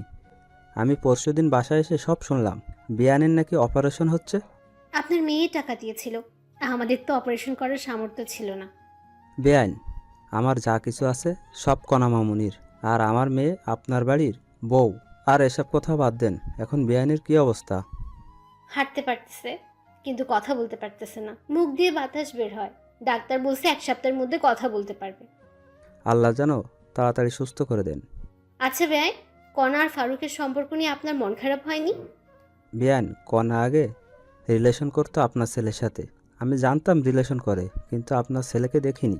পরে যখন ওদের ব্রেকআপ হয়েছে এবং আমার মেয়ে বাইরে চলে যায়, মেয়ে আমাকে বুঝতে দেয়নি। তারপর আমি মিশনে গিয়েছিলাম। বাসায় এসে জানতে পারলাম ব্যাপারটা। প্রথমে রাগ হয়েছিল, কিন্তু পরে সব শোনার পর অনেক খুশি লাগতেছে। ভাই, আপনার মেয়েকে আমি অনেক পছন্দ করি, তাই ফারুক যখন ওদের ব্রেকআপের কথা বললো তখন ওর সাথে অনেক রাগারাগি করেছি, কিন্তু সব কিছু বিবেচনা করে মেনে নিতে হয়েছে। অনেক ভালো লাগলো বেআইন। আমরাও রিলেশন করে বিয়ে করেছি, আমার মেয়েও। আমরাও সেম। যা করছো, কাল আবার গ্রামের বাসায় যেতে হবে আমাদের। কেন বেআইন? ওমর ফারুককে আর কতই প্রেশারে রাখি বলেন? এমনি ওর বেতন অল্প, আবার যদি পরিবার সহ ঢাকায় থাকি তাহলে অনেক টাকা খরচ হবে, তাই চলে যাব। কি বলেন বেআইন? সামনে আমার একটা ফ্ল্যাট আছে, 5 তলা ফ্ল্যাট, সেখানে 4 তলায় আপনারা থাকবেন। বেয়াই অনেক উপকার করেছেন, তাই জীবনে শোধ করতে পারবো না, আর উপকার করবেন না। বেআইন কি বলেন এসব? আমরা কিন্তু কষ্ট পাবো। আচ্ছা বেয়াই, আগে আপনার বেয়াই সুস্থ হোক। ও সুস্থ হলে যে কোম্পানিতে চাকরি করতো সেখানে আবার জয়েন করতে পারবে। রেফারেন্স আছে তো, সুস্থ হলে আবার ঢাকায় আসবো। আচ্ছা ঠিক আছে, কিন্তু এদের বিয়ের ডেট ঠিক করতে হবে না? কিছুদিন যাক। তবুও কদিন পর? 6 মাস পর। কি বলো তুমি? আচ্ছা ঠিক আছে, এখন চলেন, সকালের খাবার খেতে হবে। আব্বু, প্রচুর খিদে লাগছে, আর আমরা খেয়েই ঘুমাবো। ঘুম হয়নি রাতে। হারামজাদি আমার কাঁধে মাথা রেখে আরামসে ঘুমিয়েছে আর এখন চাপা মারতেছে। সবাই ফ্রেশ হয়ে এসে টেবিলে বসো। আমি দেখি কনার আম্মুর রান্না কত দূর। তারপর আম্মু আর আব্বু গেস্ট রুমে গেল, সাথে আদনান আর আনাহাও। আর কণা আমাকে টেনে ওর রুমে নিয়ে গেল। আমি যেই রুমে ঢুকেছি সাথে সাথে কণা দরজা লাগিয়ে দিল। এই কি করো? তোমার কমিশনার বাপ আমার গুটলি ফাটাই দিবে। কিছুই বলবেন, এখন যাও, ফ্রেশ হও আগে। ওকে। তারপর আমি বাথরুমে ঢুকলাম। 10 মিনিট পর একদম ফ্রেশ হয়ে বের হলাম। বের হয়ে দেখি কণা আগের কাপড় পরিবর্তন করে শাড়ি পরার বৃথা চেষ্টা করতেছে। আমি বাথরুম থেকে বের হয়েছি, কণা বুঝতে পারিনি। আমি হালকা কাশি দিলাম, সাথে সাথে কণা পিছনে ফিরে দেখলো আমি তো আবার ক্রাশ খেলাম। হালকা মেকআপ করেছে, উফ অসাধারণ লাগছে কণাকে। তখনই কুত্তা, এমন করে কি দেখো? এখানে আসো। বলে ওর কাছে এসে আবার মন ভরে দেখতে লাগলাম। আমাকে শাড়ি পরিয়ে দাও। আচ্ছা। তারপর আমি কণার শাড়ির কুচি ধরলাম। ধবধবে পেট, নাভির 2 ইঞ্চি উপরে একটা তিল। আমি নিজেকে কন্ট্রোল করার চেষ্টা করতেছি, আর কণা সেটা বুঝতে পেরেছে। কণা আমার কাঁধে হাত রেখে আছে। আমি কুচি সুন্দরভাবে গুছিয়ে কোমরে গুজলাম। তখনই কণা আমার হাত চেপে ধরলো এবং মাথা পেটের সাথে চেপে ধরলো। আমি নিজেকে আর ধরে রাখতে পারলাম না। কণার মাথা শক্ত করে ধরে লিপ কিস করা শুরু করলাম। কণাও আর কন্ট্রোল করতে পারলো না, সেও রেসপন্স করা শুরু করলো। টানা কিস করতে করতে কণাকে কোলে করে বিছানায় নিয়ে গেলাম। বিছানায় ফেলে আবার কিস করা শুরু করলাম। তারপর গলায় কিস করতে লাগলাম। তখনই এই কুত্তা, আমাকে কি বিয়ের আগেই প্রেগন্যান্ট করতে চাও নাকি? ও শিট, সরি, আমি ব্যাপারটা বুঝতে পারিনি। দোষ আমার, আমি ইচ্ছে করেই তোমায় শাড়ি পরিয়ে দিতে বলেছি। আমি জানতাম তুমি ঠিক থাকতে পারবো না। তবে রে, আও, হারামি, বাইরে চলো। চলো। আরে মুখ তো মুছে ফেলো, মুখে লিপস্টিক লেগে আছে। বলেই বাইরে চলে গেল। কি বলো? বলেই আয়নার সামনে গিয়ে দেখি সত্যি সত্যি লিপস্টিক লেগে আছে। তারপর আমি ভালো করে মুখ ধুয়ে বাইরে আসলাম। বাইরে এসে দেখি সবাই আমার জন্য টেবিলে অপেক্ষা করে বসে আছে। সামনে গিয়ে দেখি কণার পাশে টেবিলটাই মাত্র ফাঁকা আছে। খিদেও লাগছে, তাই আমিও বসলাম টেবিলে। হবু শাশুড়ি খাবার সার্ভ করলো, আর আমি কোনো দিকে না তাকিয়ে খাওয়া শুরু করলাম। তখন নিচ থেকে সুরসুরি লাগলো। আমি বিড়াল মনে করে নিচে তাকালাম, দেখি নিচে কিছুই নেই। মাথা তুলে দেখি আমার প্লেটেও কিছুই নেই। আমার প্লেটের মাংস কে জানি তুলে নিয়েছে। কণার মুখের দিকে তাকালাম, দেখি কণা মুচকি মুচকি হাসতেছে।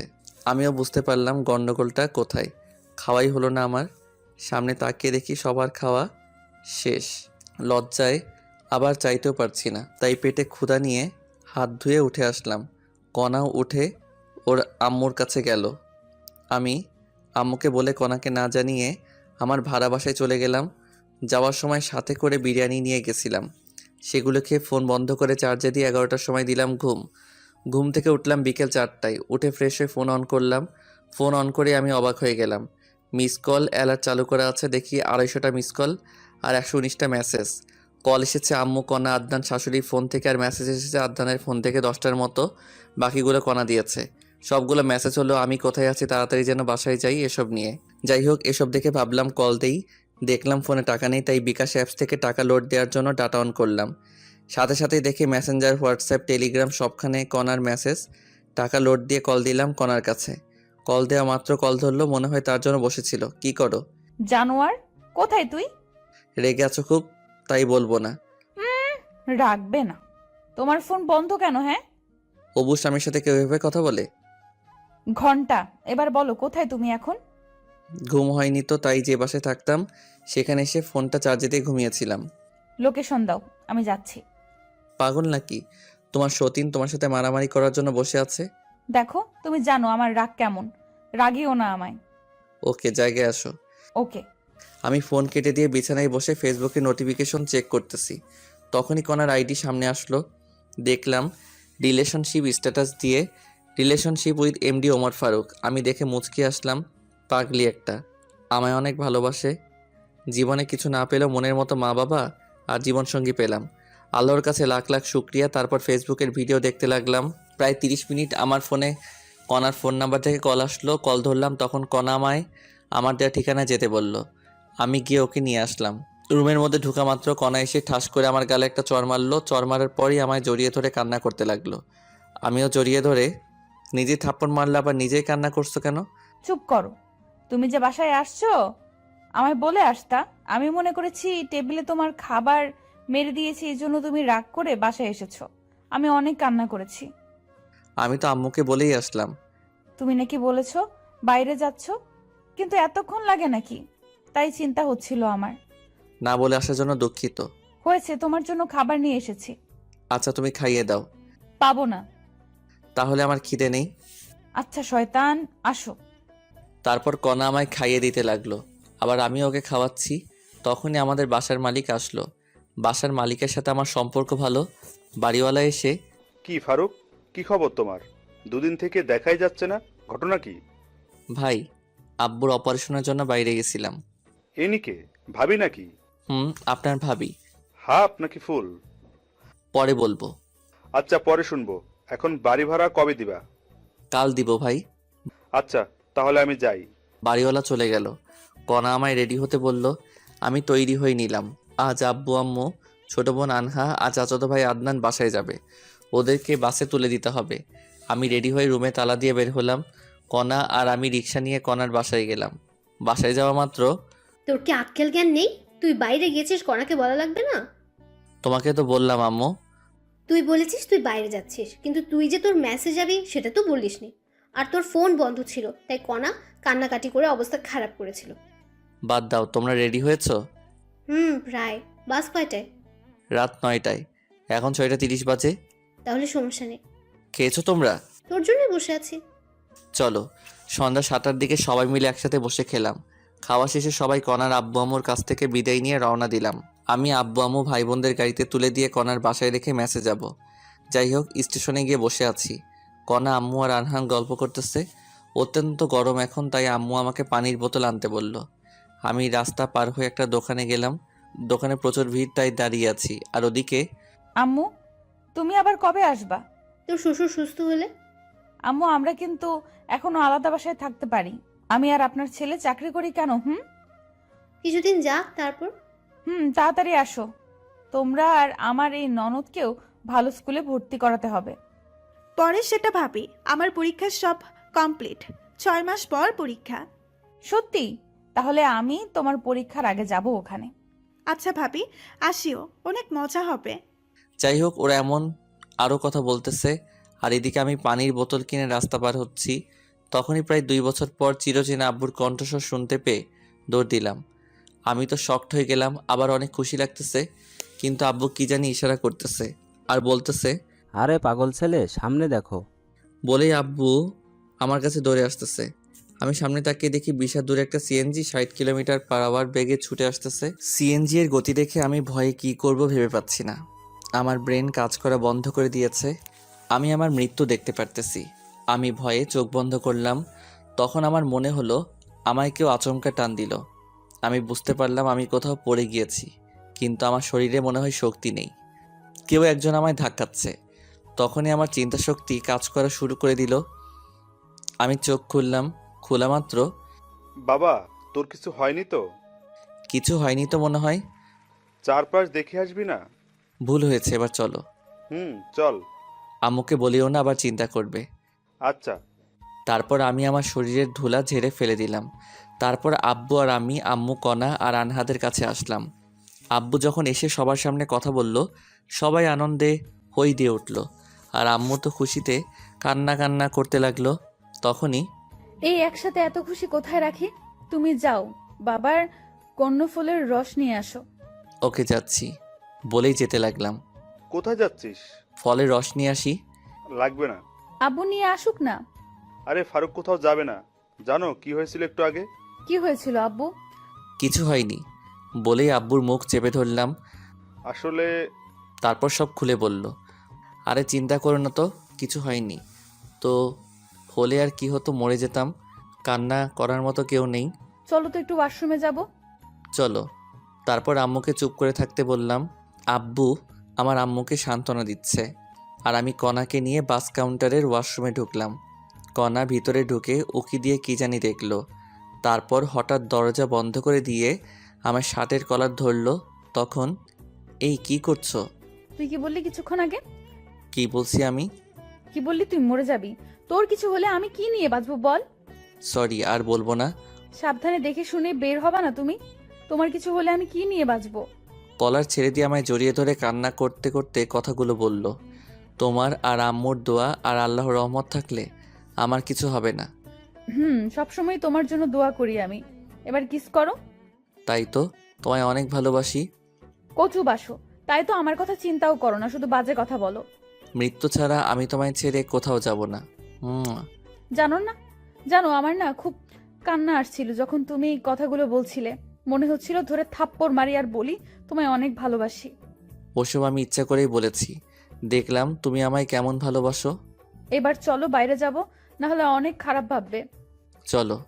তারপর আমি আর কণা সবার কাছে আসলাম। কিছুক্ষণ পর বাস আসলো। আমি সবাইকে বাসে তুলে দিলাম। সবার জন্য হালকা খাবার কিনে দিলাম। বাস যতক্ষণ ছিল ততক্ষণ দাঁড়িয়েছিলাম। তারপর আমি আর কণা সিএনজি নিয়ে বাসায় আসলাম। কণাকে বাসায় নামিয়ে দিয়ে আমি আবার আমার ভাড়া বাসায় চলে গেলাম। আমি আজ অনেক হেঁটেছি এবং কাজও করেছি, তাই অনেক ক্লান্ত থাকায় ঘুমিয়ে পড়লাম। ঘুম ভাঙল কণার ফোনে। কল ধরেই দিলা তো ঘুমের 69 বাজায়। আইসে আমার জমিদার সাহেব, উঠে তাড়াতাড়ি অফিস আসো। আচ্ছা যাবনে। আচ্ছা, আমি যাবার সময় তোমায় নিয়ে যাব।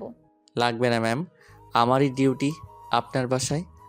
ফারুক সাহেব তাড়াতাড়ি আসেন। আচ্ছা ম্যাম। কল কেটে দিয়ে ফোনে দেখলাম 7:48 বাজে। আমার অফিস 9টায়।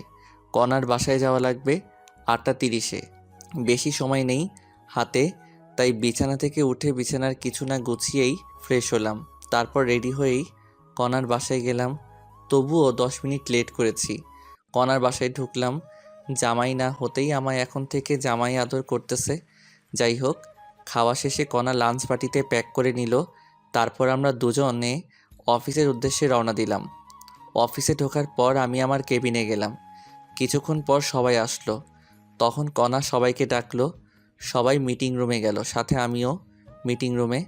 শোনেন, আপনারা আমাদের অফিসের অনেক লোকসান হচ্ছে। ম্যাম, আমরা তো ঠিকভাবে কাজ করছি, সর্বোচ্চ দিয়ে কাজ করি। সবাই তো করে না। ম্যাম, এই অফিসের ক্ষতি হলে অফিস বিক্রি করে দেবে, তখন আমরা কোথায় যাব? আর গেলেও হয়তোবা এমন বস পাবো না। আর এই অফিসে আমাদের সবসময় ছাড় দিয়েছে। অফিসের লোকসানের সময় আমরা কাজ করে তা পুষিয়ে দিব। সাবাস, আপনারা সবাই এরকম মানসিকতা নিয়েই কাজ করবেন। আমরা তাই করব ম্যাম। আরেকটা কথা, এ আমার ভালোবাসা এবং হবু স্বামী। সব মেয়েই ওকে দুলাভাই না হলে ভাইয়া বলে ডাকবা। আমাকে ওর কাছে এনে হাত ধরে বলল। ম্যাম খাওয়া দেন। আচ্ছা, আজ দিব। তারপর মিটিং শেষ করে দিল। কণা সবাইকে খাওয়ালো। তারপর আবার কাজ করতে লাগলাম। অনেক দিন আসতে পারিনি, অনেক কাজ পড়ে আছে। কাজ করতে করতে দুপুর হয়ে গেল। লাঞ্চের সময় কণা ডাকলো। কণার কেবিনে লাঞ্চ করলাম। লাঞ্চ শেষে আবার কাজ করতে লাগলাম। ছুটি হলে কণা আর আমি অফিসের গাড়ি নিয়ে একটু ঘুরে বেড়াই। তারপর কণার বাসায় গিয়ে রাতের খাবার খেয়ে বাসায় যাই। এভাবে চলে গেল 7 দিন। অফিসের কাজের প্রচুর চাপ, কোম্পানির লোকসান, সবাইকে দিয়ে তুলে নেওয়া হচ্ছে। এ মাস প্রায় শেষ হয়ে যাচ্ছে। মাসের আছে 5 দিন। অফিস যাওয়ার জন্য বের হয়েছি, তখন মেসেঞ্জারে আমার গ্রামের এক বান্ধবীর কল পেলাম। কি রে ফারুক, কেমন আছিস? আলহামদুলিল্লাহ, তুই কেমন আছিস? দুলাভাই আর ভাগিনা কেমন আছে? ভালো ছিলাম, কিন্তু কয়েকদিন থেকে নেই রে মামা। কেন কেন কেন কোনো সমস্যা হয়েছে কি? তোর দুলাভাইয়ের হার্টের অপারেশন করা লাগবে। টাকা ম্যানেজ হয় নাই? সব কমপ্লিট। আর তুই তো জানিস আমরা পালিয়ে বিয়ে করেছি, এই জন্য কেউ মেনে নেয়নি। আর তোর দুলাভাইয়ের অসুস্থতার জন্য কোম্পানি থেকে লোন দিয়ে অপারেশন করাচ্ছে। খুব ভালো করেছিস। আমার কি কোনো হেল্প লাগবে? ঢাকায় আমার চেনা পরিচিত তুই আছিস, আর অপারেশনের সময় আমি মেয়ে মানুষ কেমনে দৌড়াদৌড়ি করব? তুই কি একটু 2 দিন সময় দিতে পারবি? আচ্ছা, কবে যাওয়া লাগবে? আজকে আয়, কাল তাহলে অপারেশন হবে। আচ্ছা, আমি আসতেছি। সীমার ফোন কেটে দিয়ে কণাকে টেক্সট করে জানিয়ে দিলাম আমি 2 দিন অফিসে যেতে পারবো না। আমার বন্ধু অসুস্থ, অপারেশন হবে, তাই হাসপাতালে যাব। আর আমাকে এই 2 দিন কল দিও না। আমি জানি কণা আর আমায় 2 দিন কল দিবে না। তারপর আমি ব্যাগ গুছিয়ে রওনা দিলাম সীমার বাসার উদ্দেশ্যে। এই ঢাকার জ্যাম পার করে পৌঁছালাম 11টার সময়। সীমার বাসায় ঢুকলাম, দেখি দুলাভাই ভালোই অসুস্থ হয়ে গেছে। দুলাভাইয়ের সাথে কথা বললাম। দুলাভাইয়ের কথা বলতে সমস্যা হয়। তারপর সীমার সাথে ভালো মন্দ কথা বলে বিকেলবেলায় হাসপাতালে ভর্তি করার সিদ্ধান্ত নিলাম। সীমার বাসায় লাঞ্চ করে দুলাভাইকে নিয়ে 2টোর দিকে ঢাকা মেডিকেল হাসপাতালে ভর্তি করালাম। বিভিন্ন পরীক্ষা করা হলো এবং ডাক্তার বললেন রাত 10টায় অপারেশন করা হবে। ব্যাংকে গিয়ে টাকা ডিপোজিট করেন। তারপর সীমা ডাক্তার তো টাকা জমা দিতে বলল। চল ব্যাংকে যাব। দুলাভাই একা থাকবে নাকি? তোর ভাগিনাকে রেখে যাই, বেশিক্ষণ লাগবে না তো। টাকা কোথায় আছে? আমার অ্যাকাউন্টে। চলো তাহলে। তারপর সীমা দুলাভাইয়ের কাছে গেল এবং সব খুলে বলল। দুলাভাই তার ছেলে আবু হানিফকে রেখে যেতে বলল। আবু হানিফকে রেখে আমরা দুজন হাসপাতাল থেকে বের হয়ে রিক্সা নিলাম। তারপর ইসলামী ব্যাংকে গেলাম। ব্যাংক থেকে টাকা তুলে আবার সোনালী ব্যাংকে গেলাম। সেখানে টাকা জমা দিয়ে হাসপাতালে আসলাম। আমাদের মোট 2 ঘন্টা সময় লেগেছে। একটু দেরি হলে আর টাকা জমা দিতে পারতাম না, কারণ ব্যাংক 5টার সময় বন্ধ করে দেয়। আমরা হাসপাতালে এসেছি 6টার সময়। একটু পর আজান দিবে। দুলাভাই অনেক ভয় পাচ্ছে, অনেক ভীতু প্রকৃতির মানুষ উনি। যাই হোক, দেখতে দেখতে অপারেশনের সময় হয়ে গেল। ডাক্তার দুলাভাইকে আইসিইউতে নিয়ে গেল আর আমরা বাইরে আছি। সীমা তো ভয়ে চুপসে গেছে আর আমিও চুপ করে আছি ভাগিনাকে সাথে নিয়ে। ভাবলাম একটু ফোনে গেম খেলি, কিন্তু ফোনটা বের করে দেখি ফোন বন্ধ, কারণ ফোনে চার্জই দেইনি। ভাগিনার দিকে তাকিয়ে দেখি ভাগিনা ঘুমিয়ে গেছে। তারপর আমি বসে থাকতে থাকতে কখন ঘুমিয়ে গেছি জানি না। ঘুম ভাঙলো লিপির। মামা, মামা ওঠ, খুশির খবর আছে। কি হয়েছে? তোর দুলাভাইয়ের অপারেশন সাকসেসফুল হয়েছে। 3 ঘন্টা পর জ্ঞান ফিরবে। ডাক্তার চলে গেল এটা বলে। দাঁড়া, আমি ডাক্তারের কাছ থেকে ভালো করে শুনে আসি। আচ্ছা যা। তারপর আমি ডাক্তারের কেবিনে গিয়ে সত্যতা যাচাই করে আসলাম। তখন রাত 2টা বাজে। আমি সীমার কাছে আসলাম। কিছুক্ষণ পর দুলাভাইকে একটা কেবিনে শিফট করা হলো। আমি অনেক খুশি হয়েছি। ডাক্তার প্রেসক্রিপশন দিল। আমি গিয়ে ওষুধ কিনে আনলাম। জ্ঞান ফিরলে ওষুধ খাওয়াতে হবে। ওষুধ কিনে এনে দেখে অন্য রুমে শিফট করেছে।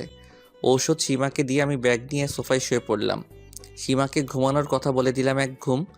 ঘুম থেকে উঠলাম খুব সকালে, সীমা আর দুলাভাইয়ের কথার শব্দে। ঘুম থেকে উঠে দুলাভাইয়ের সাথে কথা বলে ফ্রেশ হতে গেলাম। ফ্রেশ হয়ে এসে দুনিয়ার যত গল্প আছে সব শুরু করে দিলাম। গল্প তো আর শেষ হবে না, খিদেও লাগছে, তাই নাস্তা নিতে ভাগিনাকে সাথে করে বাইরে গেলাম। আমরা নাস্তা করে ওদের দুজনের জন্য নাস্তা নিয়ে আসলাম। নাস্তা করে ওষুধ খাওয়া শেষে আমি বাইরে গিয়ে 10 টাকা দিয়ে ফোনে চার্জ দিয়ে আনলাম। কণার ফোনে কল দিলাম, কিন্তু ওর ফোন বন্ধ। তাই কণার আম্মুর কাছে কল দিলাম। কণা নাকি ওর মামার বাসায় ঘুরতে গেছে, 7 দিন পর আসবে।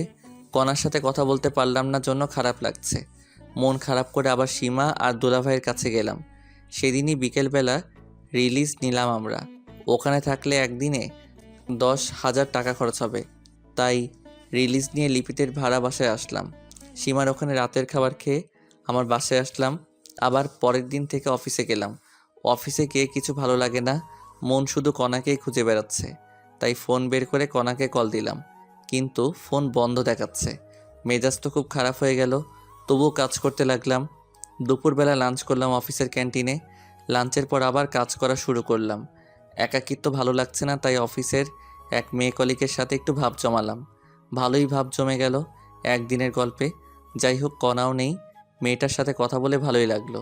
এইভাবে 3 দিন গেল, কণার কোনো খোঁজই নেই, ফোন বন্ধ করে রেখেছে।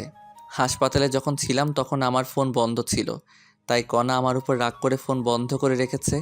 আর তাই আমি অফিসের একটা মেয়ের সাথে দেখিয়ে দেখিয়ে গল্প করতেছি। আমি জানি লিপি আমার সব কথা কণাকে জানাচ্ছে। অনেক ভেবেচিন্তে নীলাকে সব খুলে বললাম, আর ওকে একটু অভিনয় করতে বললাম। নীলাও খুব সুন্দরভাবে লিপির সামনে অভিনয় করে। যাই হোক, এইভাবে 4র্থ দিন চলে গেল। 5ম দিন নীলা আগে চলে গেল অফিস। এই নীলা, শোনো। জি আপু, বলেন। তুমি জানো না কণা ফারুককে ভালোবাসে? কয়েকদিন পর ওদের বিয়ে। তো আমিও ওকে ভালোবাসি। চাকরি হারাতে চাও নাকি? হারালে হারাবো, ফারুক আছে না। আর কণা ম্যাম ওনাকে কি ভালোবাসে যে কয়েকদিন থেকে কল ধরে না? আরে আবাল, কণা ফারুকের গ্রামের বাসায় গেছে। আগামী 7 দিনের মধ্যে ওদের বিয়ে হবে। ও আপু, আসলে আমাদের মাঝে কিছুই নেই। ভাইয়া অনেক ভয়ে ছিল যে ম্যাম বোধহয় রাগ করে চলে গেছে, আর ম্যামের ঠিকানা কেউ দিচ্ছিল না। তাই ভাইয়া প্ল্যানটি করে, কারণ ভাইয়া জানে আপনি সব কথাই কণা ম্যামকে বলবেন। তাই নাকি? ফারুক ভাইকে যতটা ফাজিল ভাবতাম, উনি তো দেখি তার চেয়েও বেশি ফাজিল। হ্যাঁ আপু, আর আমার চাকরির যেন কিছু না হয়। যাও, তোমার 7 দিনের ছুটি। এই 7 দিন অফিসের ধারে কাছেও আসবে না। ফারুক ভাই কল দিলে বলবা গ্রামের বাসায় গেছো, আমরা একটু এদিকে মজা নেই। আচ্ছা আপু। তারপর নীলা চলে গেল। আমি অফিসে ঢুকে দেখলাম কণাও নেই, নীলাও নেই। তারপর লিপিকে গিয়ে ধরলাম, কণা কোথায়? জানি না আমি। ভালো। আর একটা কথা শুনে রেখো, কণা ফিরে এসে আমায় খুঁজে পাবে না। ভাইয়া এইসব কথা বলবেন না, আপনাকে সারপ্রাইজ দেওয়ার জন্য কণা এইসব করতেছে। তাই নাকি? একটু টাচ দিবা। সারপ্রাইজ ভালো নাকি খারাপ? সুন্দর সারপ্রাইজ ভাইয়া। তাহলে আমি নিশ্চিন্তে থাকলাম। আর নীলাকে চাকরি থেকে বের করে দিও না আবার। কেন? ওকে তো বের করে দিব। থাপ্পড় খাবা। আমি ওকে অনেক অনুরোধ করাই অভিনয় করতে রাজি হয়েছিল। আর ওর বয়ফ্রেন্ড আছে, তোমার আপুর মতো সন্দেহ করো না আবার। হোক, আর আজ আমার সাথে লাঞ্চ করবেন। আমি মেয়েদের সাথে লাঞ্চ করি না। কণা বোধহয় ছেলে। বেশি বোঝো কেন? আমায় ছুটি দাও, আমি বাসায় যাব। আপনার অফিস না করলেও চলবে। ছালি আছে না, ওখান থেকে নিজের কেবিনে গেলাম। দুপুর পর্যন্ত কাজ করে বাসায় আসলাম। পরিচিত এক ফার্মেসি থেকে ঘুমের ওষুধ এনে খেয়ে ঘুম দিলাম। উঠলাম পরের দিন দুপুরবেলা। উঠে আবার ফোন টিপতে লাগলাম। মাগরিবের আগে আগে কণার আম্মুর ফোন থেকে কল আসলো। আমি ধরলাম, তখনই বাবা, বাবা, কণা। বলেই কান্না করা শুরু করলো। কণার কি হয়েছে বলেন? কণার। বলেই ফোন কেটে দিল। আমি আবার কল দিলাম, ফোন বন্ধ। কণার ফোনও বন্ধ। কণার আব্বুরও বন্ধ হয়ে আছে। মেজাজ খুব খারাপ। ট্রাউজার পরা অবস্থায় মোবাইল নিয়ে দিলাম দৌড়।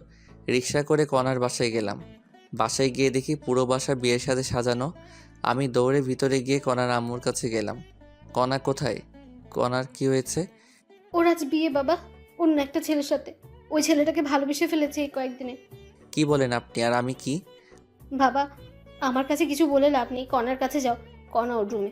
আমি এক দৌড়ে কণার রুমে গেলাম, গিয়ে দেখি ওকে সাজানো হচ্ছে। আমি সবাইকে বাইরে যাওয়ার অনুরোধ করলাম। সবাই বাইরে গেল আর আমি দরজা লাগিয়ে দিলাম। কণা, এগুলো কি শুনছি আমি? যা শুনছো তাই সত্যি। আমি বিয়ে করতেছি অন্য ছেলেকে। আমার অপরাধ কি? ভিখারির ছেলের শখ দেখ। ওই ছেলে আমার ক্রাশ ছিল, অনেক প্রপোজ করেছি কিন্তু রাজি হয়নি। 2 দিন আগে রাজি হয়েছে। ও ভালো। ম্যাম, আপনি সুখে থাকলে আমি খুশি। আর আপনার টাকা কিছুদিন গেলেই দিয়ে দিব। লাগবে না, তোদের পরিবারকে ওই টাকা দান করে দিলাম। ম্যাম, লাগবে না, আমি শোধ করে দিব। ভালো থাকবেন, সুখে থাকবেন, আর জীবনে দেখা হবে না আপনার সাথে। বলেই ওর দেয়া আংটি খুলে ওর হাতে দিয়ে রুমের দরজা খুলে কান্না করতে করতে সিঁড়ি দিয়ে নামলাম। নেমেই ফার্মেসিতে গিয়ে 4 পাতা ঘুমের ওষুধ সিস্টেম করে কিনে বাসায় গেলাম। সাথে 4 প্যাকেট সিগারেটও নিলাম। বাসায় গিয়ে শুয়ে পড়লাম। কি করব ভেবে পাচ্ছি না। ভাবতেছি আত্মহত্যা করব, আবার বাবা মায়ের মুখের দিকে তাকিয়ে করতে মন চাচ্ছে না। আমি পানি আনলাম, ঘুমের ওষুধ খেয়ে শুয়ে যাব। ঘুমানোর আগে কণাকে দেওয়ার জন্য একটা মেসেজ লেখা শুরু করলাম। তখনই আমার ফোনে কণার ফোন থেকে কল আসলো। আবার কল দিছো কেন? বললাম না আমি কোনোদিন তোমায় ডিস্টার্ব করব না। প্যাক প্যাক না করে তোমার দরজা খুলে দাও। আমি ঘুমাচ্ছি, দরজা খুলতে পারবো না। খুলবি নাকি 999-এ কল দিব? দরজার সামনে কে? খুলে দেখ আগে। ফোন কেটে দিয়ে দরজা খুলে দেখি আমার আব্বু আম্মু আর কণার আব্বু আম্মু দাঁড়িয়ে। আর আপনারা ভিতরে আসুন। আসতেছি। তারপর সবাই বসলো আমার বিছানায়। আমি চেয়ার নিয়ে আসলাম। তখনই, বাবা, আমরা কখনো কল্পনাও করতে পারিনি এমন কিছু হবে। আরে আঙ্কেল কি করছেন আপনি? আমি আপনার ছেলের মতো, আর আপনার এখানে করার কিছুই নেই। তবুও আমাদের অনেক খারাপ লাগছে বাবা। আন্টি, আমি কণাকে ভালোবেসেছি। আমি চাইবো অবশ্যই সে সুখে থাকুক। আর কণা এখন তার মনের মতো পাত্র পেয়েছে আর সুখে থাকবে, এতেই আমি খুশি। তাহলে তুমি একটা মেয়ে দেখে বিয়ে করো। আমি আর বিয়ে করতেছি না। কেন বাবা? অত্যন্ত পার্সোনাল আঙ্কেল। আর আপনার মেয়ের বিয়ে আর আপনার এখানে, অনেকে আবার অন্য কিছু ভাববে। ভাবলাম তুমি যদি আবার কোনো অঘটন ঘটাও, তাই আশা। আমি আত্মহত্যা করলে আমার বাবা মার কি হবে? সারা জীবন না হয় কণার ছবি সাথে নিয়ে থাকবো। আচ্ছা আপনারা থাকেন, আমি কিছু নিয়ে আসি। কোথাও যাওয়া হবে না। আমার কলার ধরে দরজা দিয়ে ভিতরে ঢুকলো। আমি কিন্তু কিছুই করিনি, ভয়ের ঠেলায় চেয়ারে বসে আছি। সেটা জানা আছে, এখন বসে থাকো তুমি।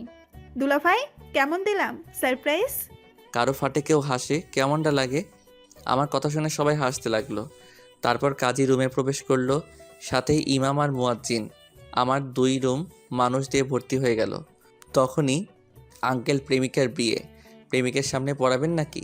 আমি বাইরে যাচ্ছি। আরে গাধা, তোর সাথেই কণা মামনির বিয়ে। তাহলে যে বলল কণার একজনকে ভালোবাসে। আমি সব বলবো, কিন্তু পরে বলবো।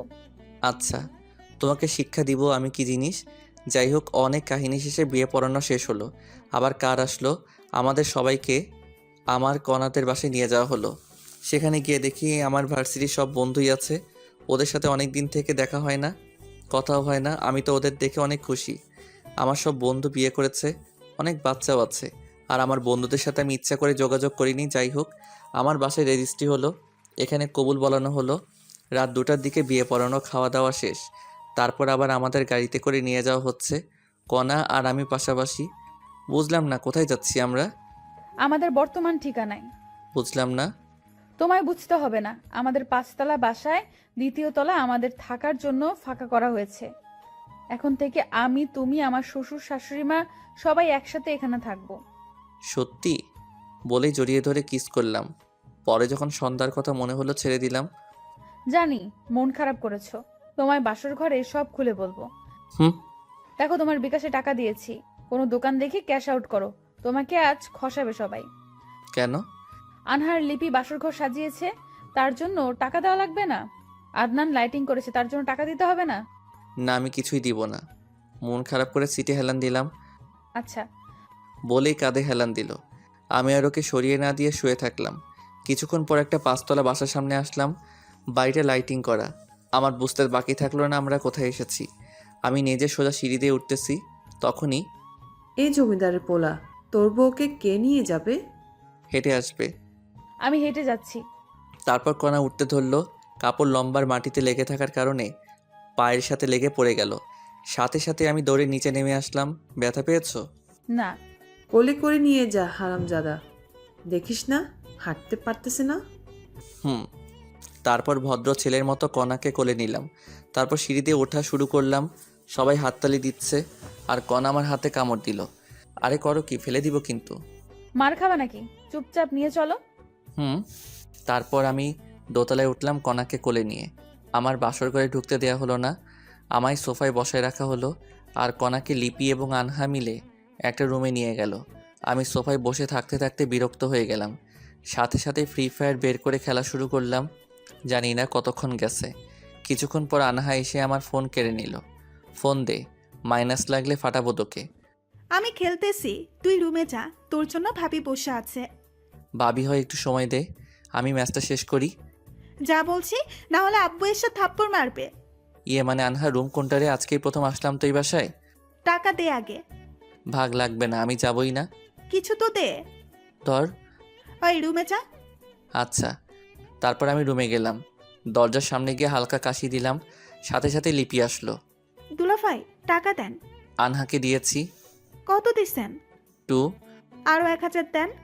তোমারই বোনের টাকা, নাও, সমস্যা নেই। হোক, তবুও দেন। তারপর লিপিকে 1000 দিয়ে রুমে ঢুকলাম, তারপর দরজা বন্ধ করলাম। কণা এসে আমায় সালাম করে গেল। আমি ওর সাথে কোনো কথা না বলে একটা বালিশ আর একটা কম্বল নিয়ে সোফায় গিয়ে শুয়ে পড়লাম। কিছুক্ষণ পর কান্নার আওয়াজ পেলাম। উঠে গিয়ে, কান্না করবা না, ঘুমাতে দাও। তুমি সোফায় ঘুমাচ্ছ কেন? এমনি ভালো লাগছে না তাই। তুমি কি চাও আমি চলে যাই? চুপ করে আছি, যে রাগী চলে গেলে আর আসবে না, তাই চুপ করে আছি। আচ্ছা যাচ্ছি। বলেই দরজার দিকে রওনা দিল। কোথাও যাওয়া লাগবে না বলেই হাত টেনে ধরলাম। কণার সাথে সাথে আমায় জড়িয়ে ধরলো। তারপর কি হয়েছে সেটা বলবা প্লিজ? যেন সন্ধ্যায় কী হয়েছিল, আমার মাথায় যে টেনশন ছিল, ভাগ্য ভালো আসার পথে গাড়ির নিচে মাথা দেয়নি। এমন পাগলামো কথা আর বলবা না। আর সত্যি জানলে তুমি রাগ করবা না, সেটা আমি জানি। তাহলে বলো সেটা। শোয়ার পর তোমার বুকে শুয়ে বলবো। ঠিক আছে, এই ভারী শাড়ি পরিবর্তন করো আগে, আর পাতলা শাড়ি পরো। খালি অন্য ধান্দা। তোমার যা ইচ্ছা পরো। ওকে। তারপর আমি বাথরুমে গিয়ে টি শার্ট আর ট্রাউজার পরলাম। পরে কণা গেল, নীল কালারের জামা পাজামা পরেছে, লাইটের আলো অনেক সুন্দর লাগতেছে, মনে হয় এখনই কোনো ঘটনা ঘটাই। তারপর লাইট অফ করে দিলাম। মাথাটা আমায় জানতেই হবে। আমি শুয়ে পড়লাম আর কণা আমার বুকে মাথা রেখে শুয়ে পড়ল। এবার বলো কি হয়েছে। শোনো তাহলে, তোমাকে সেদিন আব্বু একটা মেয়ের সাথে রিক্সায় দেখেছে। আব্বু এসে অনেক রাগারাগি করে, তারপর আমি ওই হসপিটালে গিয়ে খোঁজ নিয়ে দেখি ওই মেয়ে তোমার বান্ধবী হয়। তারপর আমি সবাইকে বুঝিয়ে বলি। আর তুমি অফিসে কি করো না করো সব আমি ফোনে দেখেছিলাম, আমার ফোনে। আমার ভয় হচ্ছিল কোনো কারণে তোমায় হারিয়ে ফেলতে পারি, তাই আব্বুকে সব খুলে বলি। তারপর আব্বু শ্বশুর আর শাশুড়িকে আসতে বলে। তারা আসার পর আমাদের ওই বাসায় উঠি, সব গোছানোর কাজে লেগে পড়ি। আর আমার সাথে সবসময় আনহা ছিল, তাই তোমার কাছে কল দিতে পারিনি। আর আজ থেকে আমরা সবাই এই বাসায় থাকবো। এই ব্যাপার। জানো, যখন শুনলাম তুমি অন্য কাউকে ভালোবাসো, তখন মনে হচ্ছিল আত্মহত্যা করি। খবরদার এসব আর মুখেও আনবে না। আমার যে কষ্টগুলো হয়েছে সেগুলোর কি হবে? সুদে আসলে পরিশোধ করে দেব। কেমনে? পরে জানতে পারবো। এখন বলো ভবিষ্যৎ প্ল্যান কি তোমার? ফুটবল টিম বানাবো। ফুটবল আমার প্রিয় খেলা। ইস, শখ কত! আমারও তো লাগবে না, একটা ছেলে আর একটা মেয়ে হলেই হবে। আমি মজা করছিলাম, আমারও সেম চাওয়া। ছেলে আগে হলেই ভালো। না, মেয়ে হবে, বড়জন মেয়েই হবে। তোমার ইচ্ছা। হুম। জানো আমার স্বপ্ন, আমার একটা মেয়ে হবে, অনেক কিউট হবে, নাম রাখবো ফারিয়া। ফারিয়া আমাদের পরিবারের সবারই আদরের হবে, পরিবারের সবাইকে মাতিয়ে রাখবে, দাদু দিদার সাথে খেলবে, এইটুকুই। আমার বউটা দেখে অনেক কিছুই ভাবে। হুম। তাড়াতাড়ি আমার মেয়ে চাই। তাহলে যুদ্ধে নামতে হবে। নেমে পড়ো। বলা মাত্র আমি কণার নিচের ঠোঁট কামড়ে ধরলাম। উপস, কি ফিলিংস! কণার ঠোঁট একদম কমলার কোয়ার মতো। আমি কিস করতে থাকলাম, তারপর গলায় কিস করলাম, তারপর নিচের দিকে নামতে থাকলাম। আর বাকিটা ইতিহাস। জানতে চাইলে চটি গল্পে চলে যান। যাই হোক, পরের দিন সকালে ঘুম ভাঙলো কণার ডাকে। অনেকবার ডেকে গেছে, উঠিনি, জন্য চায়ের কাপে আঙুল ঢুকিয়ে দিয়েছে। তারপর আমি উঠে গোসল করে এসে দেখি কণা আম্মার সাথে রান্না শিখতেছে। সকালের নাস্তা কণা আর আম্মু বানিয়ে দিল। সকালে নাস্তা করে গল্প, তারপর লাঞ্চ, লাঞ্চের পর রাতের খাবার। এইভাবে ঘুরে বেরিয়ে গেল 7 দিন। আজ থেকে অফিস আছে। সকালবেলা কণাকে আম্মু রান্নাঘরে ঢুকতে দেয় না, তবুও কণা জোর করে ঢুকে। সকালে রান্নার সময় থাকে, কিন্তু রাতে থাকতে পারে না। এইভাবে সকালবেলা অফিসে যাওয়া, অফিসের কাজ করা, রাতে আবার বাসায় আসা। আর আব্বু এখন চাকরি করে, আর কণাকে বাসায় রাখা হয়েছে। 1 মাস পর পরীক্ষা। যাই হোক, এভাবে কেটে গেল 3টি বছর। 3 বছর পর অফিস বন্ধের দিন সকালে। পাপ্পা পাপ্পা, ও তো তাড়াতাড়ি, আম্মু রাতে নিয়ে আসতেছে। আসুক মামনি। পাপ্পা, আজ কোথায় যাবো? আজ তোমার দাদু, দিদা, ফুপি, তোমার মামি সহ ঘুরতে যাব। কি মজা, কি মজা। বলে ওর দাদুর কাছে গেল। আমার বিয়ের 2 বছর পর ফারিয়া আমাদের পরিবারে আসে। ফারিয়া অনেক কিউট, সারাদিন সবাইকে দৌড়ের উপর রাখে। আর আনহা মেডিকেলে পড়ে এখন। আমি ব্রাশ করে রান্নাঘরে গেলাম। আমি যাওয়া মাত্র আম্মু অজুহাত দিয়ে চলে গেল। আম্মুও বুঝতে পারছে। আমি কণাকে পিছন থেকে জড়িয়ে ধরলাম। কণার সাথে সাথে নড়াচড়া বন্ধ করে দিল। কি করো? আম্মু আসবে। আরে আসবে না। কি শুরু করছো? শুরুই করলাম না। ঠিক আছে, যাচ্ছি। দাঁড়াও, বাজার করে এনে দাও। আচ্ছা, লিস্ট দাও। দাঁড়াও। তারপর আমি ব্যাগ নিয়ে বের হলাম। তখনই কণা আমায় ডেকে রান্নাঘরে নিয়ে গেল। লক্ষ্মী ছেলের মতো বাজার করবা, রাস্তা দেখে পার হবা। আহ। তারপর আমি বাজারে গিয়ে লিস্ট অনুযায়ী বাজার করলাম। বাজার নিয়ে বাসায় আসলাম লাঞ্চের দিকে। বাসায় এসে গোসল করে টেবিলে বসলাম। আমাদের অভ্যাস হয়ে গেছে সবাই আম্মুর হাতে তোলা ভাত খাই। আজও আম্মু সবাইকে তুলে খাওয়াচ্ছে, আর আমরা সবাই তৃপ্তি সহকারে খাচ্ছি। আমরাও আবার আম্মুকে তুলে খাওয়াচ্ছি। আপনারা সবাই দোয়া করবেন আমরা যেন সারা জীবন এমনই থাকতে পারি। ধন্যবাদ সবাইকে আমাদের পাশে থাকার জন্য।